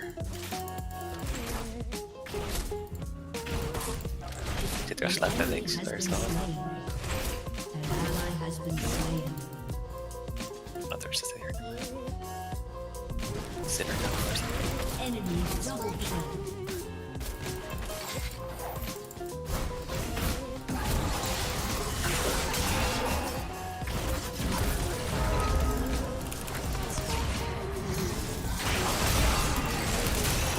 Crap. Nice movement. Oh wow, we got me fucked up. Oh no, you're dead. Oh, did she jump towards you? Excuse me. I think we got the turret. Nice. Oh my god, that flash, you serious? She's that scary. Yeah, she even jumped away after killing me when the reset was solely enough to finish you off. You could have done me in Trist, you could have done me in if you were braver. That's annoying.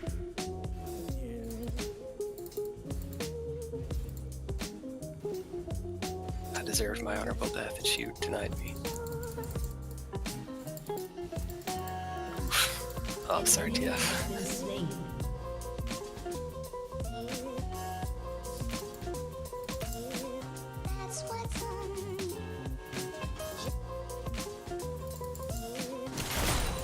Oh.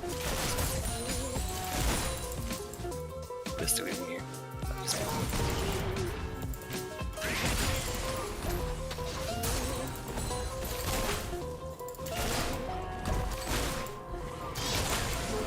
Has destroyed a turret.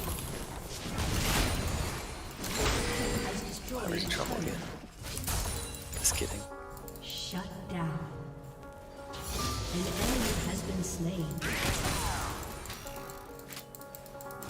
Enemy has been slain.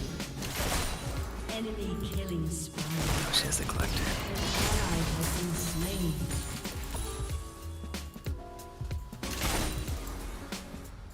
Killing spree.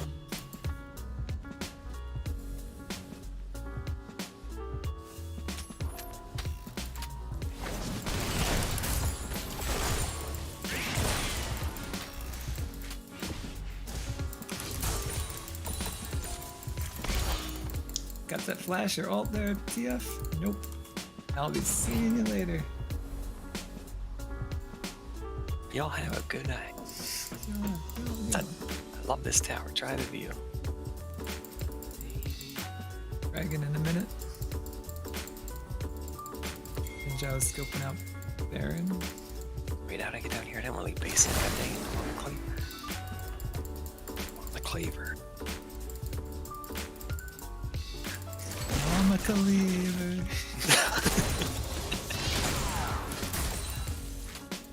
Oh man, I wish I didn't accidentally click on a ruby crystal. Oh no. I would have had to build cleaver. Guys, should we kill the TF or stop the push bottom? I should kill Thresh again. Try to pick the freaking sword up. Oh my god, this guy is so far.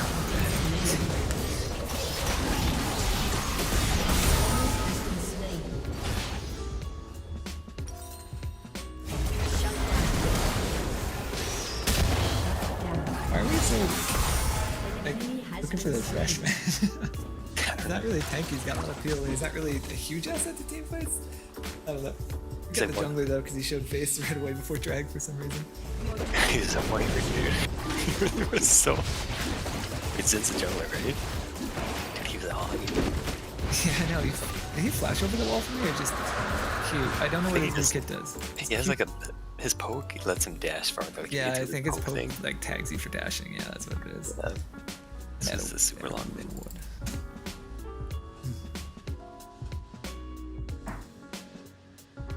Wow. Okay, that's fine, I guess.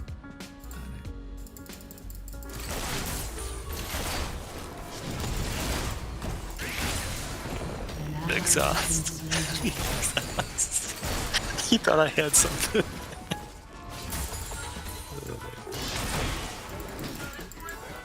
Oh my god, Moomy. Oh, Moomy. Wait, he's gonna back this. What the frick, dude? What am I watching? They stepped on the Bowser tile. Had these 2 stars.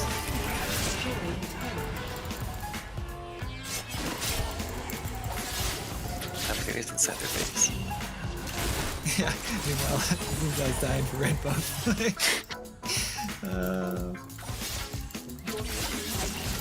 We get free mid tower now because they sent too many people to respawn to Heimerdinger. Holy crap, the macro is so bad. Why did they all go back for Heimerdinger? They get free mid tower. That was not our tower to take. Oh my god, did they get things Baron too? Dude, look at them all the Heimer top.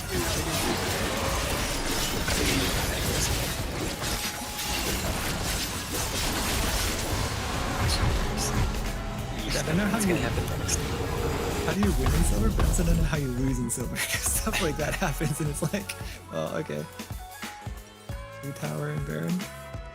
You insist. God, he must have the inhib too, it's half dead. I know. Jeez. Easy game, easy life.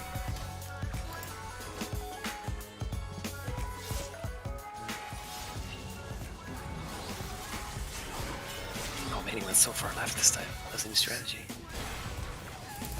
Did you see that one? I went to left instead of right. No, whatever.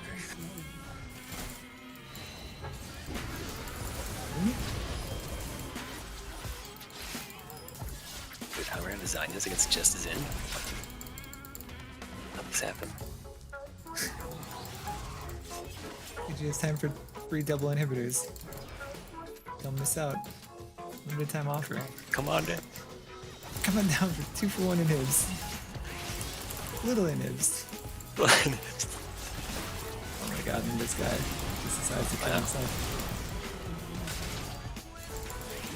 Dang. Wow. That's rough, buddy.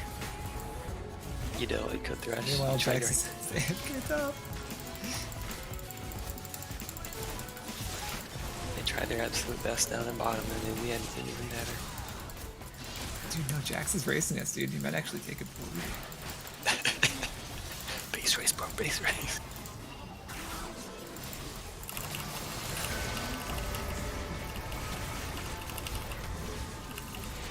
Whatever. Wait, she died? Holy crap. Wow. Jack's still recalling. What? Dude. He's trying so hard. That's next level tilt. It's like... Next is straight tilted out of the face of the earth. My god. S plus on Heimer. S plus? Really? Yeah, he's still inside those turrets already. Scurdy want flex. Yeah, I can check. Is he even on? I don't know if he just logs on and goes AFK like I do.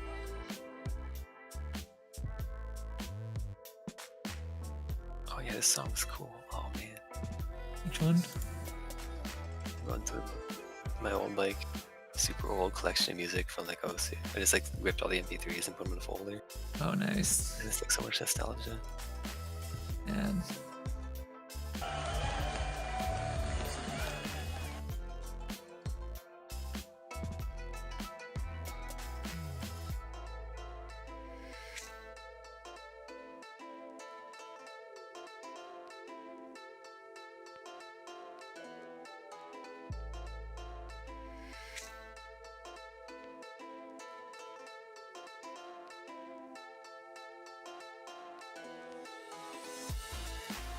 I don't know if he's around.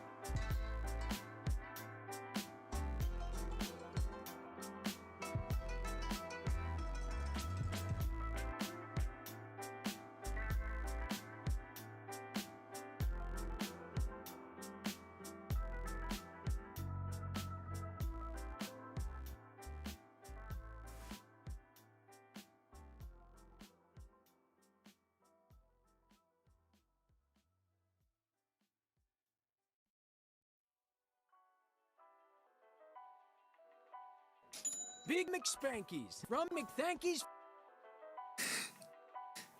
Big McSpankies from McThanky's. Big McSpankies from McThanky's. Big McSpankies from McThanky's. Big McSpankies from McThanky's.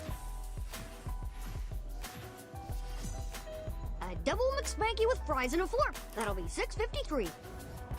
And $3.47's your change.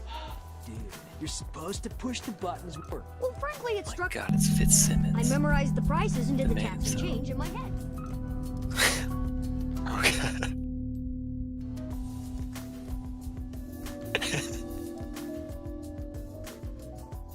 I like how this whole episode of Jimmy Neutron turned into a meme. Yeah.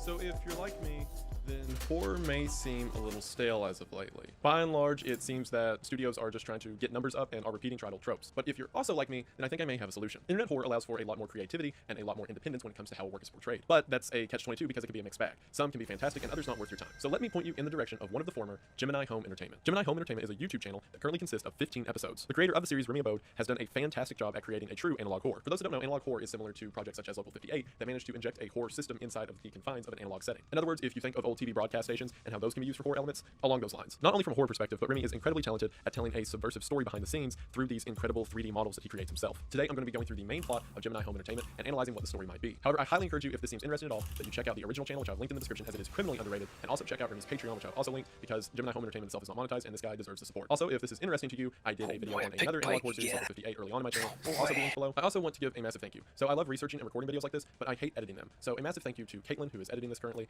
for being a huge hand and letting me do stuff like this without hating half of the process. So her Twitter is going to be linked below. If you all enjoy the way that this video looks, I encourage you to follow her and let her know, because it was really appreciated. Get rid of it. So once again, discount code Windigoon, link is in the description. Place a radio by the sphere itself. The messages then become even more odd, as it says to only turn on the radio in the case of an emergency. It then says, in the event of the storm, quietly go to the bunker. Your home does not belong to you now. Immediately we see a difference here that this is not related to any ordinary storm. But as was mentioned in World's Weirdest Animals and will be mentioned later, flip the word storm with swarm and this starts to make more sense. It then says that whatever you hear through the radio is a hallucination, and that your tears are filled with salt, which is concerning. It says after the storm is past, listen for movement inside. We then get the very curious message of look to the field, do you see the lights, return to your bunker. We're then greeted by footage of lights in the middle of the field before the message then switches and tells us to listen under your feet. This is implying that whatever swarm has affected the house is still there. We then finally get the image of a speaker or something that appears to be a speaker on top of a tower before the video ends. So Harbinge Technologies, whatever this entity is trying to inform us what to do if a storm or swarm attacks. We then start to figure out more of what's going on in our third video, The Deep Blue. This one's done by Geneva Production Company and seems to be a documentary about the ocean. As usual, everything seems normal at first, even though several of the facts mentioned are not correct, until we get to the Marianas Trench. We then see a fictional tunnel off to the side of the Marianas Trench known as the Demesia Tunnel, whose depth is unknown. We're then greeted by the image of this tentacle eye thing at the bottom of the ocean before transmission is cut off. This Demesia Tunnel implies that whatever's affecting us comes from somewhere very deep within the earth, and perhaps the culprit responsible is this squid-looking thing with a giant glowing eye. Not only that, but the light we see on top of the squid is incredibly familiar to the light seen in the field at the end of storm safety tips. So whatever this thing is at the bottom of the ocean, it seems that several of them have come out of the ocean and are now the danger that we have to be afraid of. In our fourth video, known as Artificial Computer Learning, we see a program from Regnad Computing. Regnad is demonstrating the capabilities of their AI program. This is done by showing generational learning, or in other words, every iteration of a computer's processing gets better as it learns as time goes on. This is demonstrated by telling the computer to write a short children's storybook to which every iteration will become more clear. It's during this time that we're introduced to two very important names that will come up later, which is Jack and Mary. The first iteration seems simple enough, where it talks about Jack and Mary running and looking for a secret place, and then in Gen 2 it starts to get weird, where the last line of the story is I hear you. We then get some more important details in Generation 3, where it says that Mary went down the river that Jack went over, and that the river does not flow with water. And then with Gen 4 we get a very foreboding message about Jack that says, Jack heard again, voice from space, I have become something else. And then finally with our final iteration, it says, listen to the silver box, stars moving,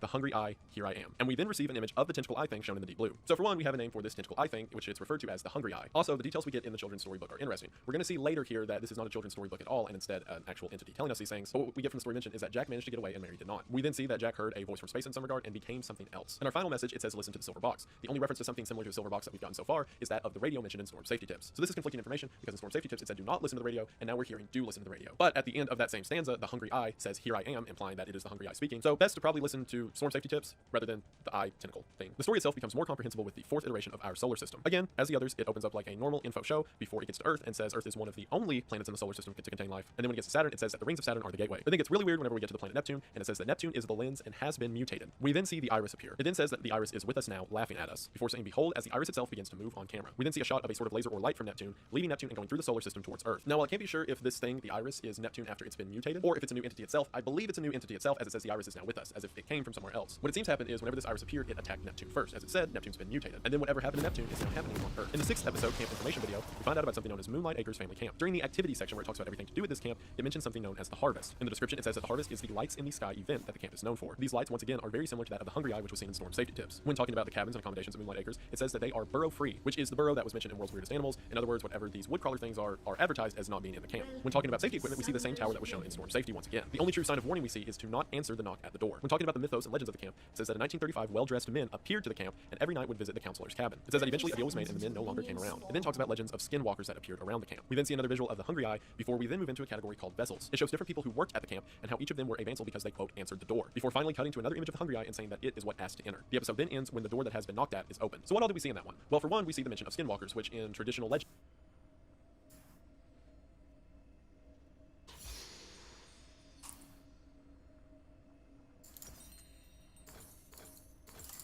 I don't know, that didn't seem that scary. Yeah, well, he's not telling it in a very compelling way. It makes you appreciate Nuke's top 5 and who's that other guy? Expo. Nexpo, yeah, he's really good at telling stories. This guy's like, eh. And also the story itself reminds me of that one. Remember the one that's like an old news network, and it has like War of the moon. Worlds? The moon is like alive or something. It's kind of creepy. But Sounds that's big. still not that creepy, but it's better than this. This is like, eh. Yeah, I don't know. It's like, I don't know. It's like, at some point it's too outlandish, right? Like, you don't they're scary, but you have to be like, I don't know, believable, I guess. Yeah, it's like just a little too on the nose. Like, oh yeah, it's giving you like two different messages. That's like a little on the nose. But like someone even do that. It's like not even an original thing. I don't know. If you're gonna do something that's on the nose, it should at least be a little original. Yeah. Oh, standing in the crypts trying to make a mess. Oops, well, that's fortuitous. What's that shield? That's some kind of mask. That's some kind That's of Guardian. rune you got in your pocket. The tanky rune, like you shield allies when you're near him or something, I don't know. I guess shield to release in. That's embarrassing. Oh jeez, well, Yeah, I'm happy to get those. Got some summoners though. Heck yeah.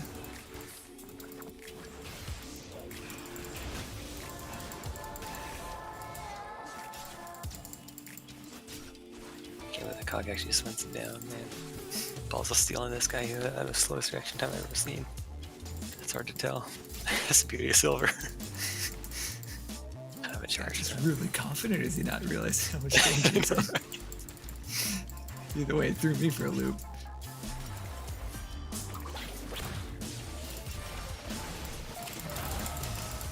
I think that didn't hit him. I should have died. Oh yeah, shoot. And then they could sit there and take all the damage over ignited it. Like, dude, I don't know, man. Like, I don't know. Why is there a Riven counter jumping the Toad? Oh man. I still don't know what happened in this game. Why is there a big fight going on in Toad right now? We're so shoved. By all accounts, we should be getting ganked right now. Right, fortunately, he's keeping up on his toes in his own jungle. Yeah. Life or death for the Toad. That's an 80 experience swing that you just can't miss out on. They going shopping already? What is this silver thing of like buying one longsword? Oh no, okay. Wow, nice shot. Oh my god, I can commit you on him. It sucks. Oh, there's flash, I guess. Happy with that flash. Oh, I should get Dark Harvest. Oops, there you go Nice again. hooks, man. That's embarrassing. Ooh, this is about to be embarrassing. Oh wow, she missed her What E. in the world was that? Oh, why is she so fast? Yeah, right? Oh my god, that flash. Well, I think you could get her. What's that? What's that? Oh my god.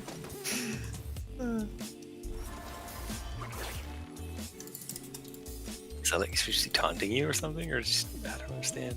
She got What do like you wanna stuck. do? You body blocked her into the tower. We're body man. blocking her that hard? I guess. I don't know. Man couldn't click.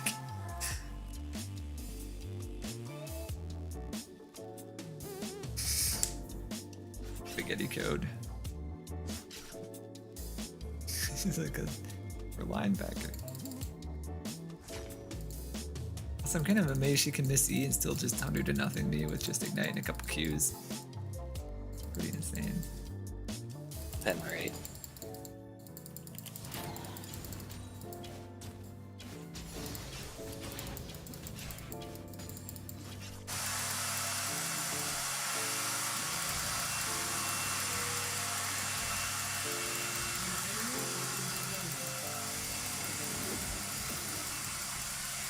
Man, walk straight. Go straight back. You gotta be careful, son of those straight walkers. Yeah. They come out at 4 o'clock in the morning because everybody's so high and drunk. They've got a jungler coming. It's the only reason for this man to get so. Oh, take the lantern, dude. Please take the lantern. No, you want the lantern. You want the lantern, man. Oh god, am I gonna I'll save you, brother. Oh, you're dead, man. I know. I'm falling off of you. Listen, was he not gonna die with the tower suit here? He absolutely should have dove you. Was he not gonna? I don't know if he could have taken me into tower. Turtle is strong, but it has its limits. They're gonna be doing the dragon now. y'all best be dragging it now. You hear? Unless the supreme confidence for the Lee Sin player I expected.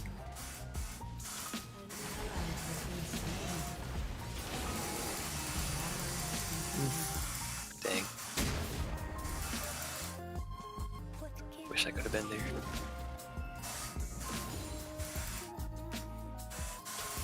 Wait, Lee Sin's our jungler? Right, Riven was invading the Toad? What? I thought Riven was jungling. We're probably going to win again because they'll just give us a Baron and let us have the game like last time. Nothing matters in silver, you can literally come back from anything. Especially lane phase. Lane phase really doesn't matter in silver. Oh wow, that's good. Looks like you're dead. Looks like I screwed you. Ah, you're fine. Just run your little butt out there. Oh, shoot. Oh, that's a good tag.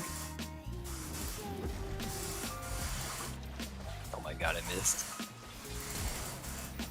That was a good flash hook too, wow. We've got a lot of good brushes against us each of these games. Flashing and queuing every time. Usually don't see good flash queues in silver. Right, I know. That's certainly I didn't expect it from the straight walking thrash. I don't know. Usually they don't even try to flash queue. It's like too risky. They'll usually say flash to get out, right? But the last 2 thrashes they've done it like 3 times. Like, what the heck? This is the weird thing about silver, right? Is they'll have such bad macro sometimes, but some of the guys with like super good micro and you like don't expect it. Every game I'm like trying to read like, okay, so like what kind of game is this gonna be? Is it a flashing and queuing game? Is this guy hustling me or what? What's going on here? He's dead and you don't clear his topside jungle, I don't know why. This is the rival that was invading the Toad. The Toad These guys needed are watching to die. way too much LCS. I got watched a replay and this is exactly what happened. The Toad had to die.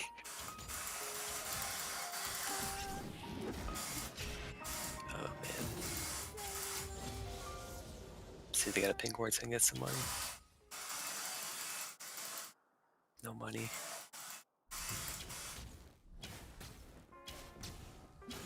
I guess plating is money, right? Counts. I don't think we can get another. Oh wow, that was embarrassing.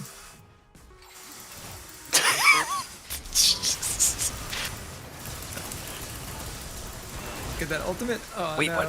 How did I not hit him? Wait, what? That was like way on fun the world, dude. I don't know how to do it. It was way on my screen. Oh man, that sucks.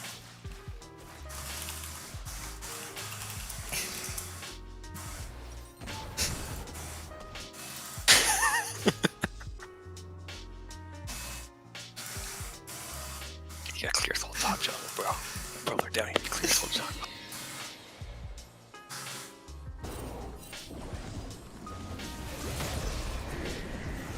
Oh, he cracked it.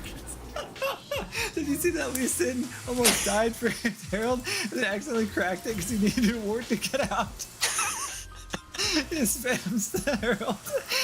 Next level stuff. Oh my god, it's so funny. He just plays you once, see it, LCS. He's shitting himself trying to get out. Everyone's dying to take it. Immediately drops it and then drops a ward right after to get out. I can't.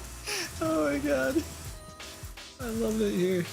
No, that's what they call value. I never want to be back in plat. You don't see stuff like that.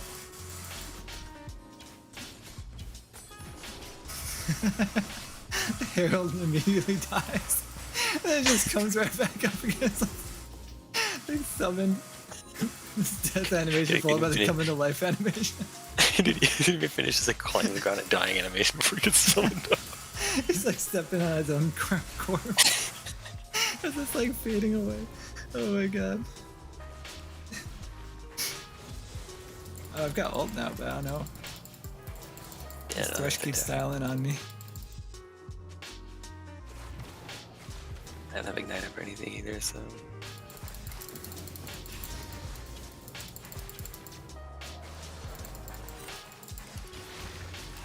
Oh, deer's down at the Toad. Oops, not that he was stepping up. Step it up. Oh, I thought we were stepping up on this guy. Lee Sin's kind of slow. Bye, Lee Sin. You got an Thanks, bro. Urgot too. Don't bother kicking him away or anything. I gotta get out of here. It doesn't even have a herald left to put down. Oh man. Oh my god. Dude, isn't Lee Sin all strong? I get, dude, he's like one of the strongest early game characters, like level 2. And He's no constantly one boosting himself. Like, dude, you're not gonna be this strong for much longer. Like, if you can't fight him now, I don't know what to tell you. Oh, they're doing dragons, so I can afford another wave.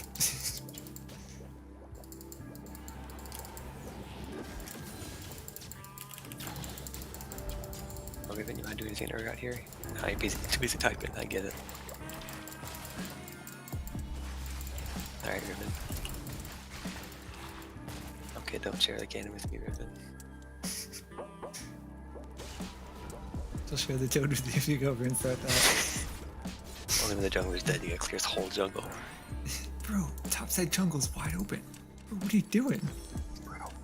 Bro, this should be like next set. It should just be intuition, bro. It should be reflex to clear this whole jungle we see him die. Then maybe we die with Akali or something, I don't know. 3-man top for Akali? Wait, Akali's their top laner? No, they just swapped or something.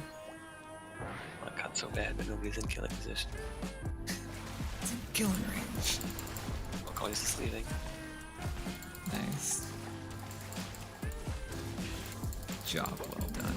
Oh, he has a flash that Zach, but I like the enthusiasm. I wish Ribbon had any of that.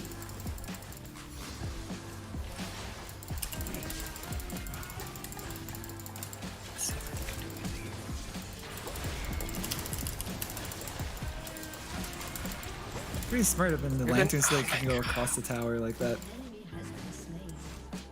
Say what? He lantern Kog'Maw across the tower. Between our two towers. Oh, he's taking a toad. Just for good measure. He sees the opportunity. Toad power. This is the man that sees his opportunity by the handful.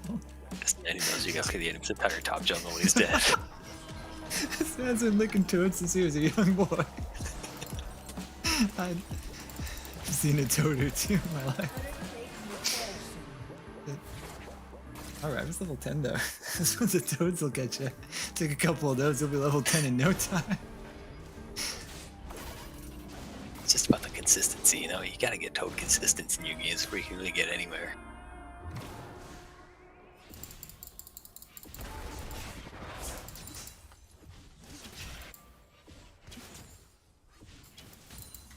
That was like in a millisecond. Oh, now there's a fight middle. Now that we're all down here. I'll go pink here. I'm a little salty that plating just fell. That no, dude, it always happens. Right. Now I might as well just go mid. So we can get a couple. I can take the whole thing. Nope. Dude, your flash. Oh my god.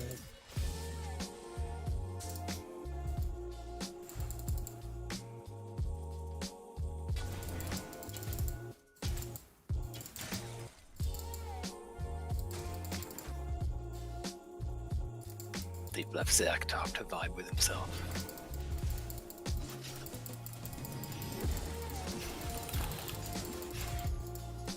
Why is there a pink ward right there? Oh my god, this Thresh is all over my fucking pink wards, man. He broke 2 of them back to back. He just follows me and breaks my wards. This Thresh is playing like LCS, for real. You wanna finish him, dude? Can you finish what you started, man? Thank you. Kog'Maw just flashed to miss his ultimate, so it's something I'll see every day.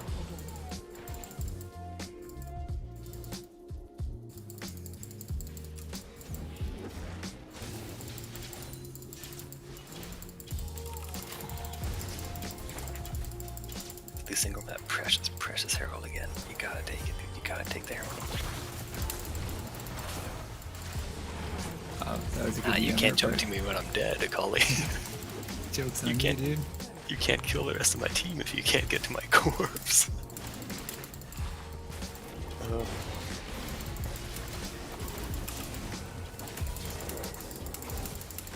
God, just kill any of them.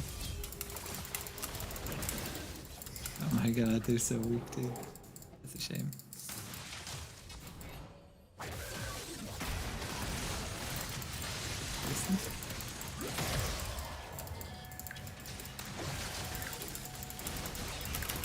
Wow, better Yeah, what was that, dude?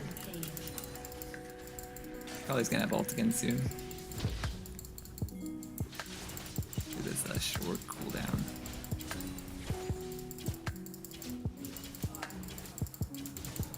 I'm just on a call.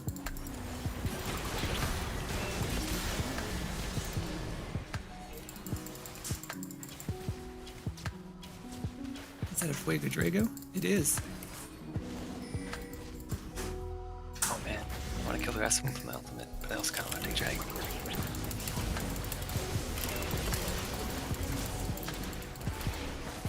Oh, I thought she could jump. Yeah, I thought she would jump for sure. Oh man. No balls. No balls. Here we go, next again. Help me with these chickens, dude. Thanks, I got. Oh. I don't know why he would step it up like that. This dude stepped it up twice in a row. Probably one of the chickens, so. Crap, this Kog'Maw's master of jukes. Yeah. Oh, nice dodge. Nice dodge. God, I want to use my ultimate. I want more Oh, cuts. no, no, no, no, no, no. Ooh. Weaving. Delicate operation. Dipping, weaving, dipping. Oh, I'm calling off. Leave him alone.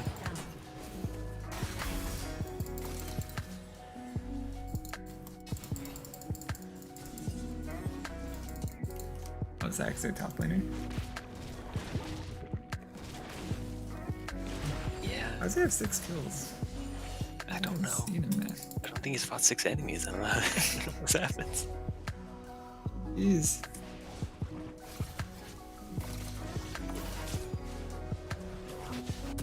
Alrighty. Time for our first mythic. How is Gale Force not recommended? You need the G-Force. Power to the gamers. Was I recommend that Kraken Slayer? Does it? Maybe. Yeah, what? Kraken Slayer. Kraken Slayer on Varus? Just because he's got one other 3-hit thing? But why do you need 2 3-hit things? That sucks. And a Thresh Flat. Right. I can't believe it was alone enough to execute. I should just use my blade on him.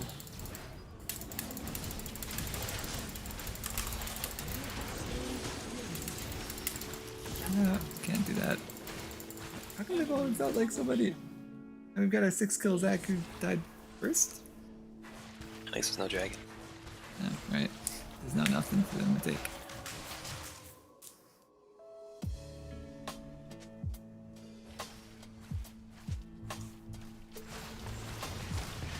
Oh my god, Kog'Maw's 8 now. Gotta kill him. Oh jeez.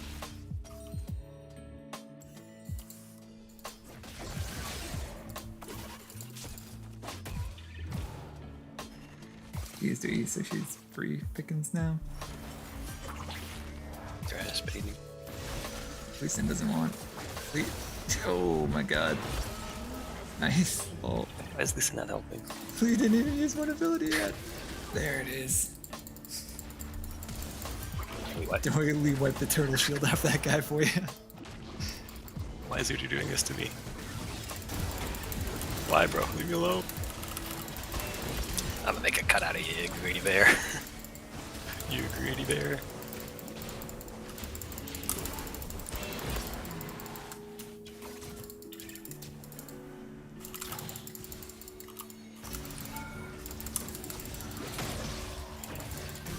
Nice. Actually did something.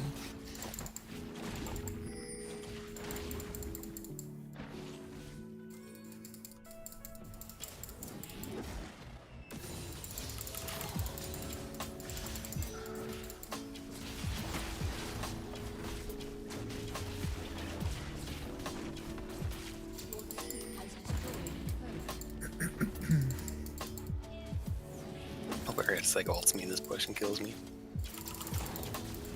Oh man.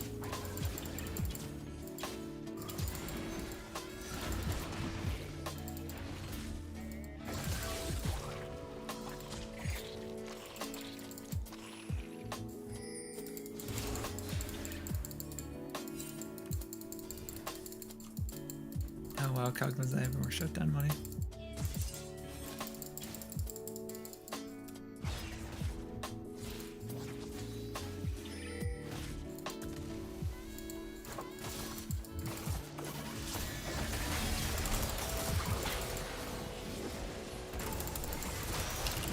What? Have they not stunned? Are you serious? What in the world?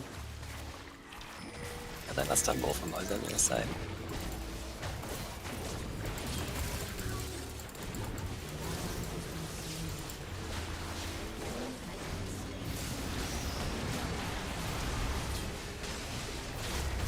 That's why we have these unstoppable solo lanes that nobody ever fought for. Ribbon's the most complicated champions I've ever seen. Oh my gosh, she missed her jump. One thing you gotta aim. And then she stole his penta. He stole his penta after she missed her jump. So sorry. Oh lord.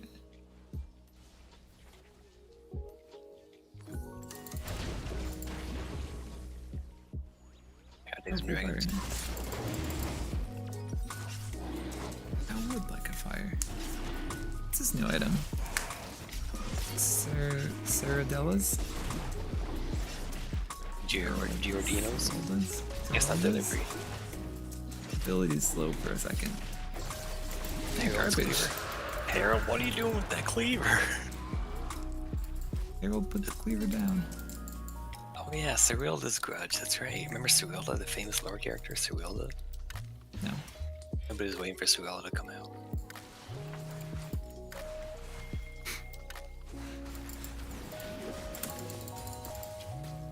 Kog'Maw has an omen, so it's kind of odd.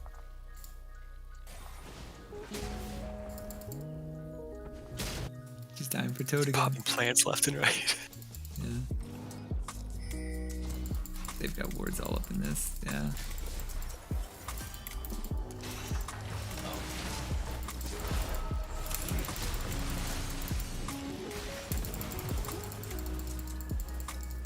Jeez, really all up here. Nice. Get up there and get him. Get off the move. Oh, that's a lot of cuts. You can get in there. Oh, that wasn't weird enough. That we're low enough. Kog'Maw accidentally kills me, so. This thing's taking the chicken still.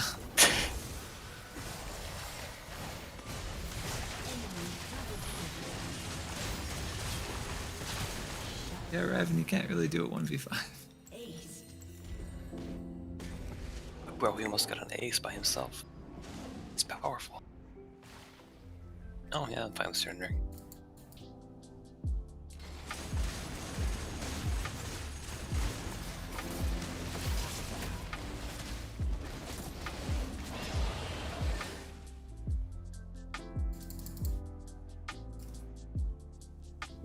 This guy's got a big ego because he cleaned up one fight after all their ults were out and they were 5 health in mid lane. After literally dipping on the whole team every single fight.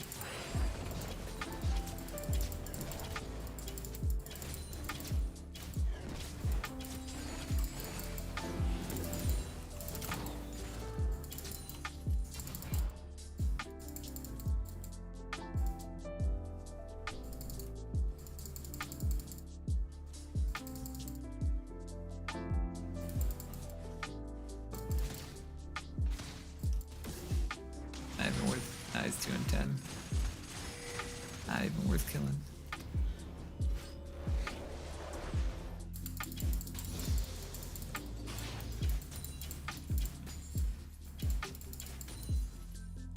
Shut down. Double kill.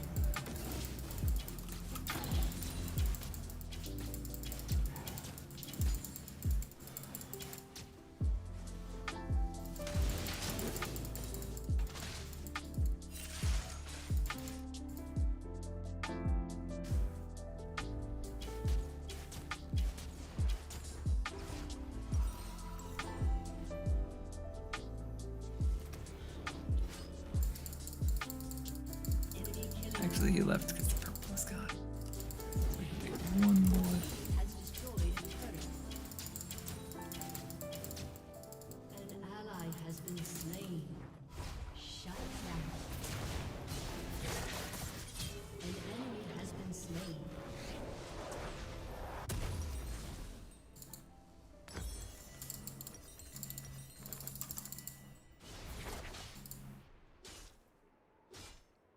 we get 2 fires, that's pretty good. Soon to be 3. I'm liking that. Can make it work.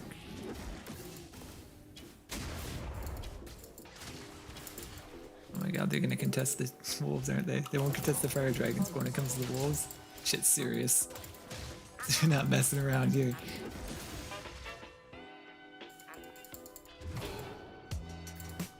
They're doing worth killing her at, to be honest. Not. Oh, here's your 2, sorry. It's a sweet Urgot honey pot. That's what it was. Yeah. I stuck my hand in that Urgot honey pot. Oh, that was a tip of the ult right there, by the way. Guess no one wants to go in on that. Okay, great. Glad I engaged. Remind me next time I'll just use the ult to peel for Riven whenever she decides to show up.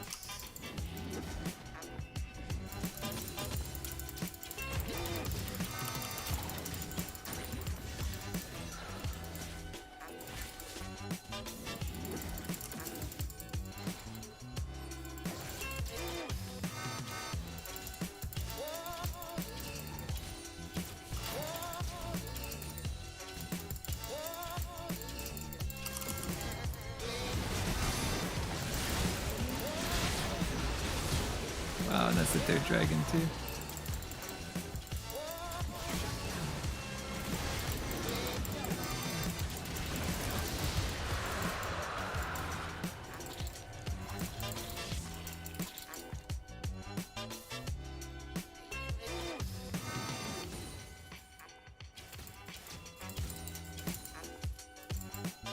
Does the Kali just like push the creep wave to the towering left?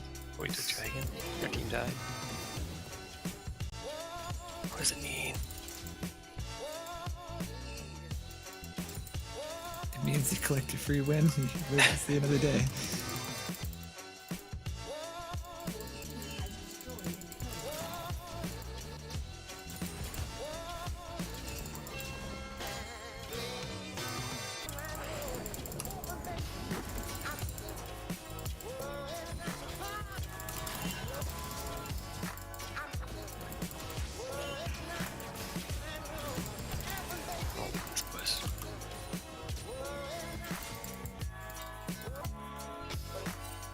I want the Urgot if your rooms, or the Cog if your room's down. Oh, he's tanky too, dang. Yeah, and I got Omen. It's like the weirdest thing. Some kind of new meta. Can't believe he does any damage like meaningfully with Omen, but Oh, he's got all the percent stuff, right? So he's gonna need to build damage. Ooh. Actually hit me. Target acquired. It was a bluff the entire game. It's awesome. Bluffing. Man, it's got the ace eye.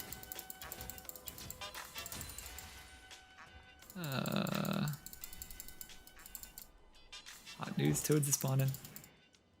I don't want to break that ward, but I'm not going to die for it. Yeah, I would have died for it.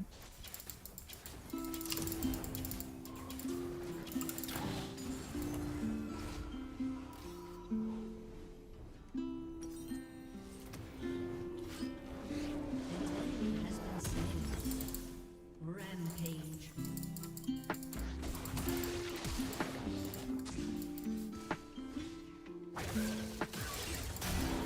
Nice. God, imagine releasing landed queues like that for level 5. Yeah. You could have been landing those queues way long ago.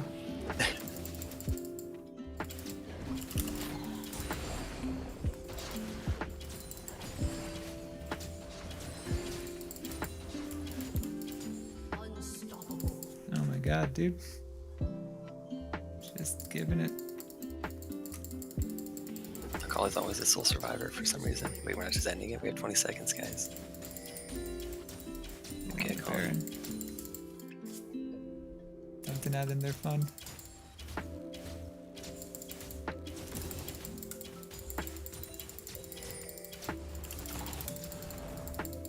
Me? I'm just looking forward to being relevant again. See you in 20 minutes. See you nerds. Enjoy your farming. Really need another Baron. I guess so. I don't know, we could just fight him here. Holy crap, dude. Yeah. Could have ended it, to be honest. We're just their base with a huge wave of super creeps, and they were all respawning in 20 seconds. But their science that ending to look at the bear. Also, I'm kind of surprised all 5 of them checked because like it was already clearly gone. So it makes sense for one of them to check, but they usually don't come to fight you afterwards. I know, right? One of them. It'd be a waste of their time to come here because we were going to be gone by then. But yeah, they all came anyway. They said all 5 barrel in, like they own the place.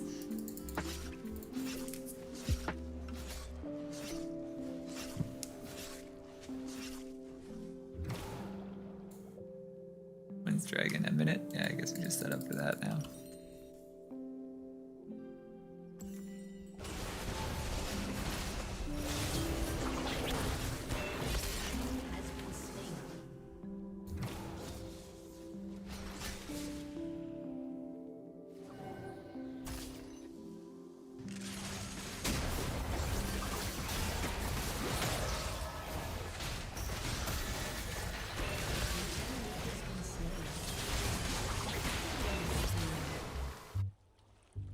Heck, we could just end it off that. Yeah, we do have Baron and 2 whole lanes of super creeps, but we only end when we have indecisive that it's time to end. Your team has destroyed the turret. Your team has destroyed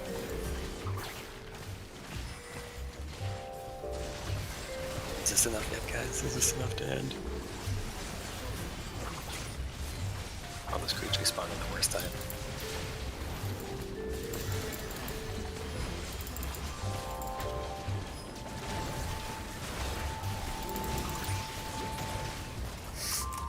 Wow. Other games are garbage. This is a creature.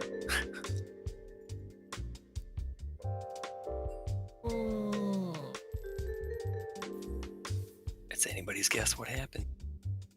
Every time.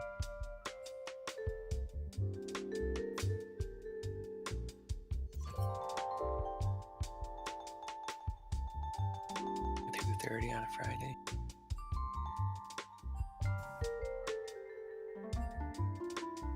Has Nexpo put out anything good recently? I don't check because I feel like he hasn't put that much stuff up.